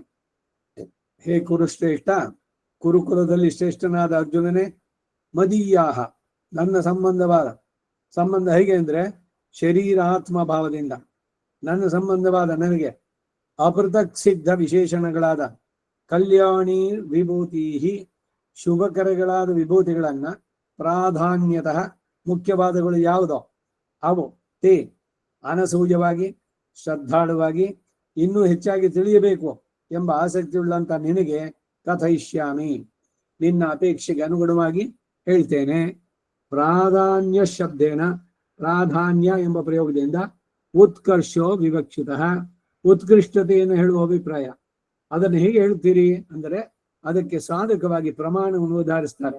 ಒಂದು ಪುರೋಧಸಾಂಚ ಮುಖ್ಯಾಮ, ಪುರೋಹಿತರುಗಳಲ್ಲಿ ಮುಖ್ಯನಾಗಿ ಅಂದರೆ ಉತ್ಕೃಷ್ಟನಾದಂತಹ ಬೃಹಸ್ಪತಿ ಎಂದು ನನ್ನನ್ನ ತಿಳಿ. ಓಹೋ, ಬೃಹಸ್ಪತಿ ಕಣೋ ಇವನು. ಆ ಶ್ರೀಸ್ತವದಲ್ಲಿ ಲೋಕೆ ಬೃಹಸ್ಪತಿ ವನಸ್ಪತಿ ತಾರತಮ್ಯ ಬಂದ, ಒಬ್ಬ ಬೃಹಸ್ಪತಿ ಇನ್ನೊಬ್ಬ ವನಸ್ಪತಿ. ಹಾಗೆ ಬೃಹಸ್ಪತಿ ಪುರೋಹಿತರಲ್ಲಿ ಮುಖ್ಯನಾದವನು. ಬೃಹಸ್ಪತಿ ಕಣೋ ಅಂತ ವ್ಯಂಗ್ಯವಾಗಿ ಹೇಳ್ತಾರಲ್ಲ, ವಿಷಯವನ್ನು ಸರಿಯಾಗಿ ತಿಳಿದಿರ್ಬೇಕು. ಬೃಹಸ್ಪತಿ ಸ್ಥಾನದಲ್ಲಿ ಕೂತ್ಕೊಳ್ಳೋನು. ಅಧ್ವರ್ಯುಹು, ಯಜ್ಞ ಯಾಗಗಳನ್ನು ನಡೆಸ್ಬೇಕಾದ್ರೆ ರಿಪೇರಿ ಕೆಲಸ ಚೆನ್ನಾಗಿ ಗೊತ್ತಿರ್ಬೇಕು. ಯಾವುದಕ್ಕೆ ಏನ್ ಪ್ರಾಯಶ್ಚಿತ್ತ, ಇವೆಲ್ಲ ಸರಿಯಾಗಿ ತಿಳಿದು ನಡೆಸುವಂತಹದ್ದು. ದೇವತೆಗಳಿಗೆ ಗುರು ಬೃಹಸ್ಪತಿ ಇಂದ್ರನ ಆಸ್ಥಾನದಲ್ಲಿ ಇದ್ದ. ಇಂದ್ರ ನಡೆಸುವುದಕ್ಕೆಲ್ಲ ಅವನು ಬೃಹಸ್ಪತಿಯನ್ನು ಕೇಳೇ ಮಾಡಿದ್ದು. ಅವನು ಒಂದ್ಸಲಿ ಬರ್ತಾ ಇದ್ದಾನೆ, ಬೃಹಸ್ಪತಿ ಬಂದ ಅಂತ ಎಲ್ರು ಎದ್ರು. ಇಂದ್ರನ್ ಒಂದ್ಸಲಿ ತಲೆ ತಿರುಗಿತು. ನಾನು ಅಪಾಯಿಂಟ್ ಮಾಡಿರೋನು, ಇವನು ಬಂದಾಗ ನಾನು ಯಾಕೆ ಹೇಳ್ಬೇಕು ಅಂತ ಕೂತ್ಕೊಂಡ. ಅವನ ಮುಖ ನೋಡಿ ಅವ್ನು ಏನ್ ಹೇಳ್ತಾ ಇದ್ದಾನು, ಫೇಸ್ ರೀಡಿಂಗು ಬೃಹಸ್ಪತಿಗೆ ಗೊತ್ತಾಗೋಯ್ತು. ನಾ ಬರ್ತೀನಿ ಅಂತ ಹೊಟ್ಟೋದ ಅವನು ವಾಪಸ್ಸು. ಆಮೇಲೆ ಇವನಿಗೆ ಪಶ್ಚಾತ್ತಾಪ ಆಯ್ತು ಇಂದ್ರನಿಗೆ, ನಮ್ಮ ಗುರುಗಳು ಅವನು ಬಂದಾಗ ನಾನು ಹೇಳ್ಬೇಕಾಗಿತ್ತು ಅಂತ. ಅವನು ಆಶ್ರಮಕ್ಕೆ ಹೋದ್ರೆ ಬೃಹಸ್ಪತಿ ಕಾಣ್ಲೇ ಇಲ್ಲ, ಅದೃಶ್ಯವಾಗ್ಬಿಟ್ಟ. ಆಮೇಲೆ ಬಂದಿದ್ದು ಬ್ರಹ್ಮತ್ಯ ದೋಷಕ್ಕೆ ಇದೆಲ್ಲ ಬಿಗಿನಿಂಗು. ಬೃಹಸ್ಪತಿ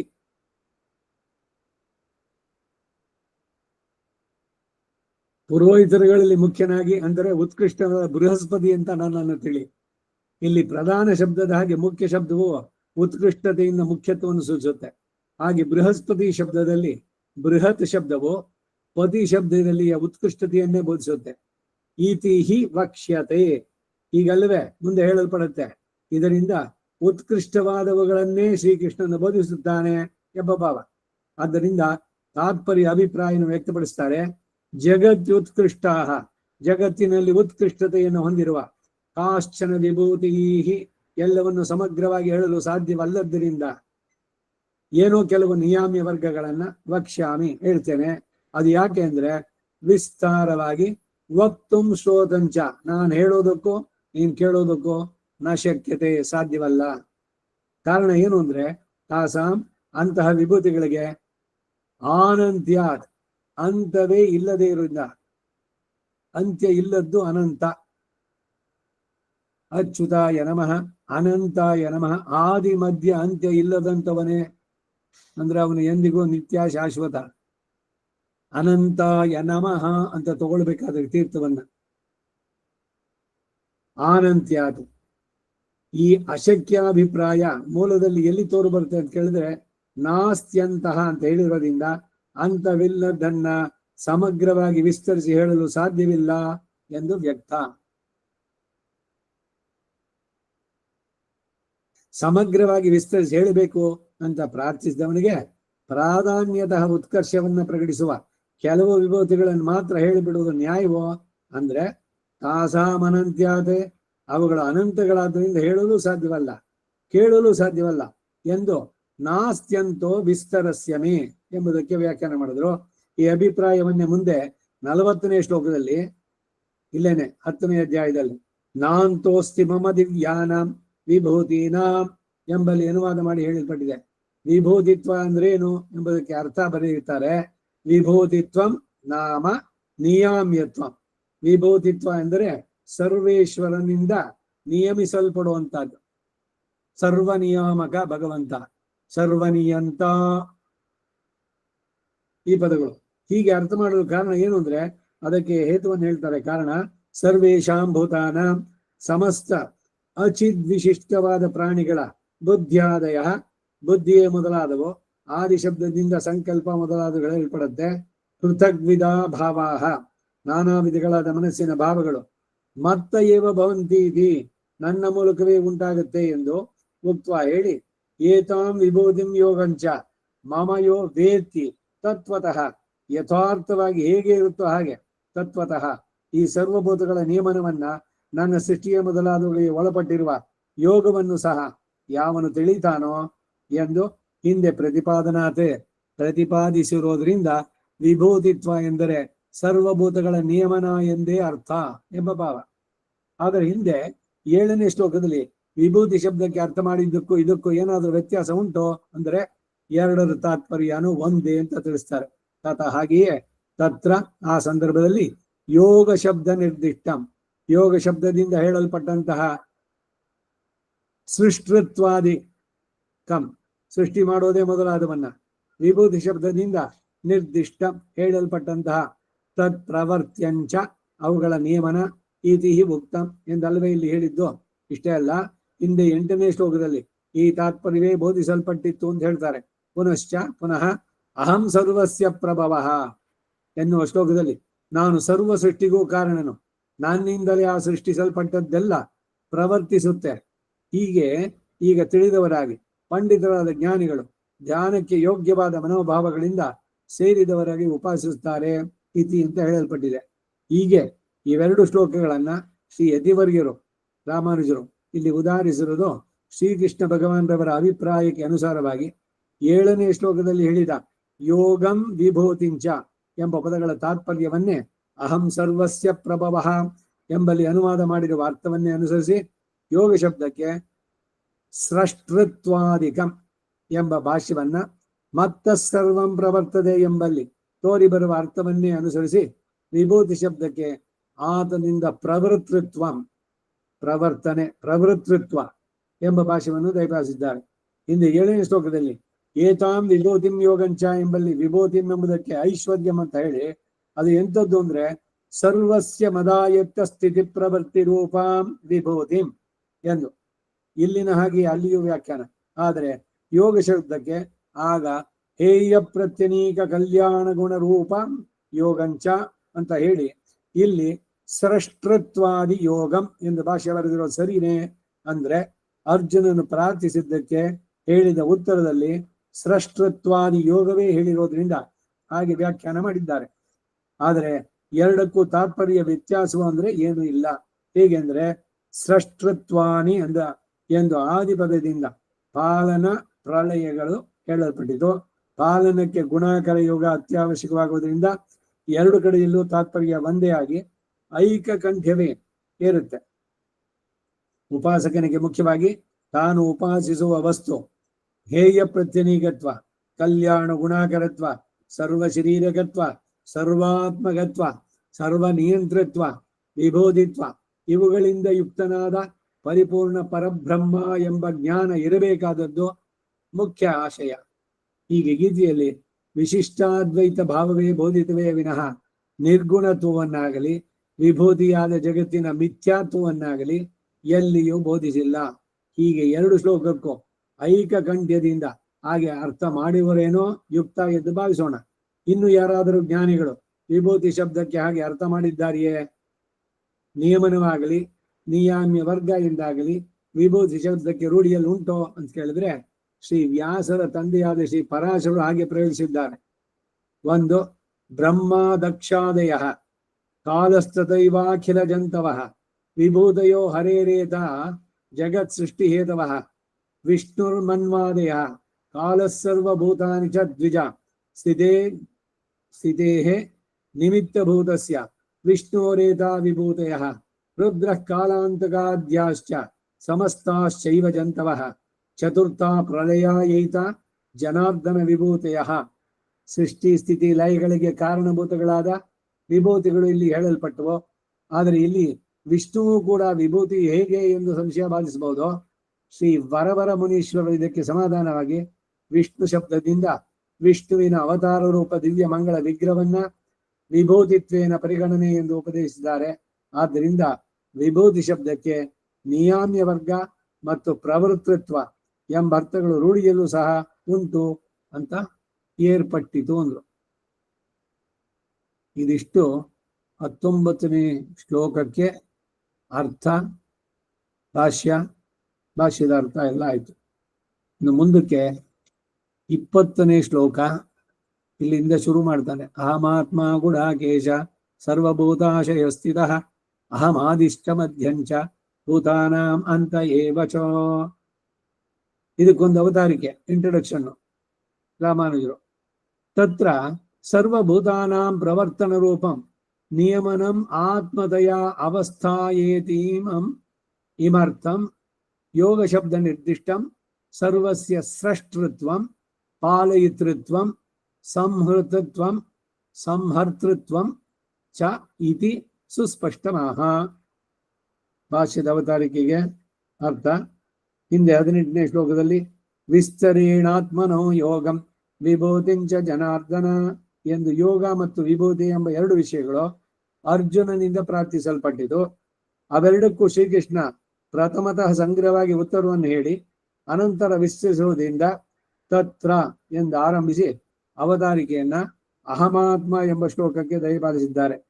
ತತ್ರ ಪ್ರಶ್ನೆಗಳಿಗೆ ಉತ್ತರವನ್ನು ಹೇಳುವ ಸಂದರ್ಭದಲ್ಲಿ ಸರ್ವಭೂತಾನ ಸಮಸ್ತ ಪ್ರಾಣಿಗಳಿಗೂ ಆತ್ಮದಯಾವಸ್ಥಾಯ ಅವುಗಳಿಗೆ ಆತ್ಮವಾಗಿದ್ದುಕೊಂಡು ಪ್ರವರ್ತನ ರೂಪಂ ನಿಯಮನ ಪ್ರವರ್ತಿಸುವ ಹಾಗೆ ಮಾಡುವ ನಿಯಮನವು ಇಮಮ್ಮರ್ಥಂ ಇತಿ ವಿಭೂತಿ ಶಬ್ದದಿಂದ ಹೇಳಲ್ಪಟ್ಟಿದ್ದು ಇದೇ ಅರ್ಥ ಎಂದು ಯೋಗ ಶಬ್ದದಿಂದ ನಿರ್ದಿಷ್ಟ ಯೋಗ ಶಬ್ದದಿಂದ ಹೇಳಲ್ಪಟ್ಟಿದ್ದು ಸರ್ವಸ್ಯ ಸಮಸ್ತ ಜಿದಚಿತ್ತುಗಳ ಸ್ರಷ್ಟೃತ್ವಂ ಪಾಲಯಿತೃತ್ವಂ ಸಂಹರ್ತೃತ್ವಂಚ ಸೃಷ್ಟಿ ಪಾಲನೆ ಸಂಹಾರ ಅಥವಾ ಪ್ರಳಯ ಎಂದು ಸುಸ್ಪಷ್ಟಮಃ ಬಹು ಸ್ಪಷ್ಟವಾಗಿ ಮುಂದಿನ ಶ್ಲೋಕದಲ್ಲಿ ಹೇಳ್ತಾರೆ.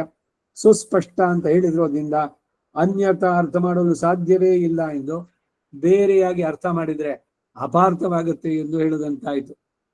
ಆತ್ಮದಯ ಅವಸ್ಥಾಯ ಎಂದು ವ್ಯಾಖ್ಯಾನ ಮಾಡಿರೋದು ನಿಯಮನಕ್ಕೆ ಅಂತರಾತ್ಮವಾಗಿ ವ್ಯಾಪ್ತಿ ಅವಶ್ಯಕ ಎಂದು ಉಪದೇಶಿಸುವುದಕ್ಕಾಗಿ ಎಂದು ಭಾವಿಸ್ತಕ್ಕದ್ದು. ತತ್ ಸೃಷ್ಟ್ವಾ ತದೇವಾನೋಪ್ರಾವಿಶತ್ ಎಂದು ಮತ್ತೆ ಅಂತರೋ ಯಮಯತಿ ಎಂದು ಹಿಂದೆ ಉದಾಹರಿಸಿರುವ ಶ್ರುತಿಗಳನ್ನು ಮನಸ್ಸಿನಲ್ಲಿ ಇಟ್ಟುಕೊಂಡು ಮಾಡಿದ ಪ್ರಯೋಗವಾಗಿದೆ. ಯಾವಾಗ ಈತನು ಆತ್ಮ ಆದನೋ ಎಲ್ಲಕ್ಕೂ ಸಮಸ್ತ ಜಿದಚಿತ್ತುಗಳು ಆತನಿಗೆ ಶರೀರ, ಚೇತನ ಅಚೇತನಗಳೆಲ್ಲ ಸರ್ವಾಣಿ ಭಗವದ್ವಪುಹೋ ಭಗವಂತನಿಗೆ ಶರೀರ ಅಂತ ಹೇಳುವ ಶ್ರುತಿಗಳು ಕೂಡ ಇಲ್ಲಿ ಜ್ಞಾಪಿಸಲ್ಪಟ್ಟಿದೆ. ಶರೀರವಿಲ್ಲದೆ ಆತ್ಮದಯ ಎಂಬ ಪ್ರಯೋಗವೇ ಕೂಡುವುದಿಲ್ಲ ಎಂದು ಭಾವಿಸ್ತಕ್ಕದ್ದು. ಹಿಂದೆ ಯೋಗ ಶಬ್ದ ವ್ಯಾಖ್ಯಾನದಲ್ಲಿ ಸ್ರಷ್ಟೃತ್ವಾದಿ ಯೋಗಂ ಎಂದು 18ನೇ ಶ್ಲೋಕ ಭಾಷೆಯಲ್ಲಿ ಮಾಡಿದ್ದನ್ನು ಇಲ್ಲಿ ವಿಸ್ತರಿಸಿ ಸ್ರಷ್ಟೃತ್ವಂ ಪಾಲಯಿತೃತ್ವಂ ಸಂಹರ್ತೃತ್ವಂ ಎಂದು ಆದಿ ಶಬ್ದಾರ್ಥವನ್ನು ಬೋಧಿಸ್ತಾರೆ.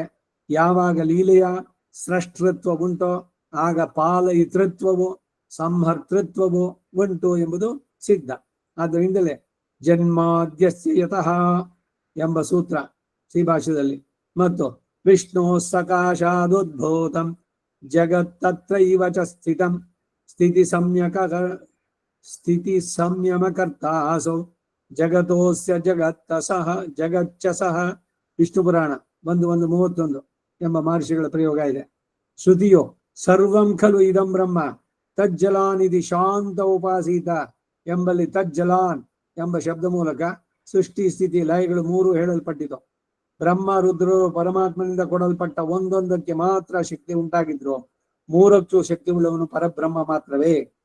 ಯಾವಾಗ ಯೋಗ ಶಬ್ದ ನಿರ್ದಿಷ್ಟಗಳಾದ ಸೃಷ್ಟಿ ಸ್ಥಿತಿಗಳಿಗೆ ಕಾರಣಭೂತನಾಗಿ ಅವುಗಳನ್ನೇ ಶರೀರ ಮಾಡಿಕೊಂಡು ಅವುಗಳಿಗೆ ಅಂತರಾತ್ಮವಾಗಿ ಅನುಪ್ರವೇಶ ಮಾಡಿದನೋ ವಿಭೂತಿತ್ವಕ್ಕೆ ಎಂದರೆ ಅವುಗಳ ನಿಯಮನಕ್ಕೂ ಕಾರಣಭೂತನಾಗಿ ಅವುಗಳ ಪ್ರವೃತ್ತಿಗೂ ಕಾರಣನಾಗ್ತಾನೆ, ಹೇತುವಾಗ್ತಾನೆ ಅಂತ ಹೇಳಿ ಹೀಗೆ ಶರೀರಾತ್ಮ ಭಾವ ಉಂಟಾಗುವುದರಿಂದ ಮೇಲಿನ ಶ್ರೀ ಪರಾಶರ ಉಕ್ತಿಯಲ್ಲಿ ಪ್ರದರ್ಶಿಸಲ್ಪಟ್ಟ ಹಾಗೆ ಸಮಸ್ತ ವಿಭೂತಿ ವರ್ಗದೊಂದಿಗೆ ಸಾಮಾನಾಧಿಕರಣ್ಯವು ಸರ್ವಶಬ್ದ ವಾಚ್ಯತ್ವವು ಉಂಟಾಗುತ್ತೆ ಎಂದು ಬೋಧಿಸಲು ಪ್ರಾರಂಭಿಸಿ ಅಹಮಾತ್ಮ ಗುಡಾಕೇಶ ಅಂತ ಉಪದೇಶಿಸ್ತಾರೆ.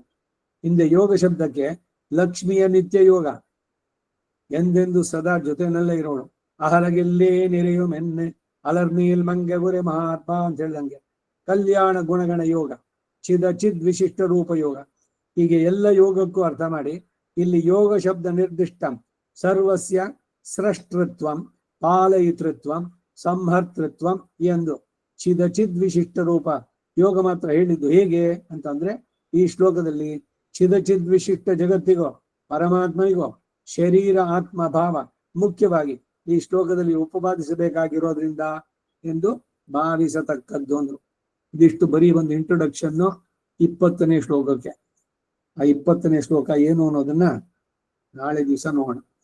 ವಸುದೇವ ಸುತಂ ದೇವಂ ಕಂಸ ಚಾಣೂರಮರ್ದನಂ ದೇವಕೀ ಪರಮಾ ಆನಂದಂ ಕೃಷ್ಣಂ ವಂದೇ ಜಗದ್ಗುರುಂ ಅತಸಿ ಪುಷ್ಪಸಂಕಾಶಂ ಹಾರನೋಪುರುಷೋಭಿತಂ ರತ್ನಗಂಗಣಕೇಯೂರಂ ಕೃಷ್ಣಂ ವಂದೇ ಜಗದ್ಗುರುಂ ಕುಟಿಲಾಲಕ ಸಂಯುಕ್ತಂ ಪೂರ್ಣ ಚಂದ ನಿಭಾನನಂ ವಿಲಸತ್ಕುಂಡಲಧರಂ ದೇವಂ ಕೃಷ್ಣಂ ವಂದೇ ಜಗದ್ಗುರುಂ ಮಂದಾರಗಂಧ ಸಂಯುಕ್ತಂ ಚಾರುಹಾಸಂ ಚತುರ್ಭುಜಂ ಬರ್ಹಿ ಪಿಂಚಾಮಚೂಡಾಂಗಂ ಕೃಷ್ಣಂ ವಂದೇ ಜಗದ್ಗುರುಂ ಉತ್ಫುಲ್ಲ ಪದ್ಮೋತ್ತರಾಕ್ಷಂ ನೀಲಜೀಮುಸನ್ನಿಭಂ ಯಾದವಾನಾಂ ಶಿರೋರತ್ನಂ ಕೃಷ್ಣಂ ವಂದೇ ಜಗದ್ಗುರುಂ ರುಕ್ಮಿಣೀ ಕೇಳಿ ಸಂಯುಕ್ತಂ ಪೀತಾಮ್ರ ಸುಶೋಭಿತಂ ಅವಾಪ್ತ ತುಳಸೀಗಂಧಂ ಕೃಷ್ಣಂ ವಂದೇ ಜಗದ್ಗುರುಂ ಗೋಪಿಕಾನಾಂ ಕುಚಧ್ವಂದಂ ಕುಂಕುಮಾಂಕಿತವಕ್ಷಸಂ ಶ್ರೀನಿಕೇತಂ ಮಹೇಶ್ವಾಸಂ ಕೃಷ್ಣಂ ವಂದೇ ಜಗದ್ಗುರುಂ ಶ್ರೀವತ್ಸಾಂಗಂ ಮಹೋರಸ್ಕಂ ವನಮಾಲಾಭಿರಾಜ್ಯಂ ಶಂಖಚಕ್ರಧರಂ ದೇವಂ ಕೃಷ್ಣಂ ವಂದೇ ಜಗದ್ಗುರುಂ ಕೃಷ್ಣಾಷ್ಟಕಮಿದಂ ಪುಣ್ಯಂ ಪ್ರಾತರುತ್ತಾಯ ಪಡೇತ್ ಕೋಟಿ ಜನ್ಮಕೃತಂ ಪಾಪಂ ಸ್ಮರಣೇನ ವಿನಶ್ಯತಿ. ಕವಿತಾರ್ಕಿಕ ಸಿಂಹಾಯ ಕಲ್ಯಾಣ ಗುಣಶಾಲಿನಿ ಶ್ರೀಮತೆ ವೆಂಕಟೇಶಾಯ ವೇದಾಂತ ಗುರವೇ ನಮಃ. ವಾದಿದ್ವಿಪಶಿರೋಭಂಗ ಪಂಚಾನ್ನ ಪರಾಕ್ರಮಃ ಶ್ರೀಮಾನ್ ವೆಂಕಟನಾಥಾರ್ಯಶ್ಚಿರಂ ವಿಜಯತಾಂ ಭುವಿ. ಶ್ರೀಮತೆ ನಿಗಮಾಂತ ಮಹಾದೇಶಿಕಾಯ ನಮಃ. ಶ್ರೀ ವೀರ ರಾಘವಾಚಾರ್ಯಾಯ ನಮಃ. ಸರ್ವಂ ಶ್ರೀ ವಾಸುದೇವಾರ್ಪಣಮಸ್ತು. ನಮಸ್ಕಾರ ಅಮ್ಮ. ನಮಸ್ಕಾರ.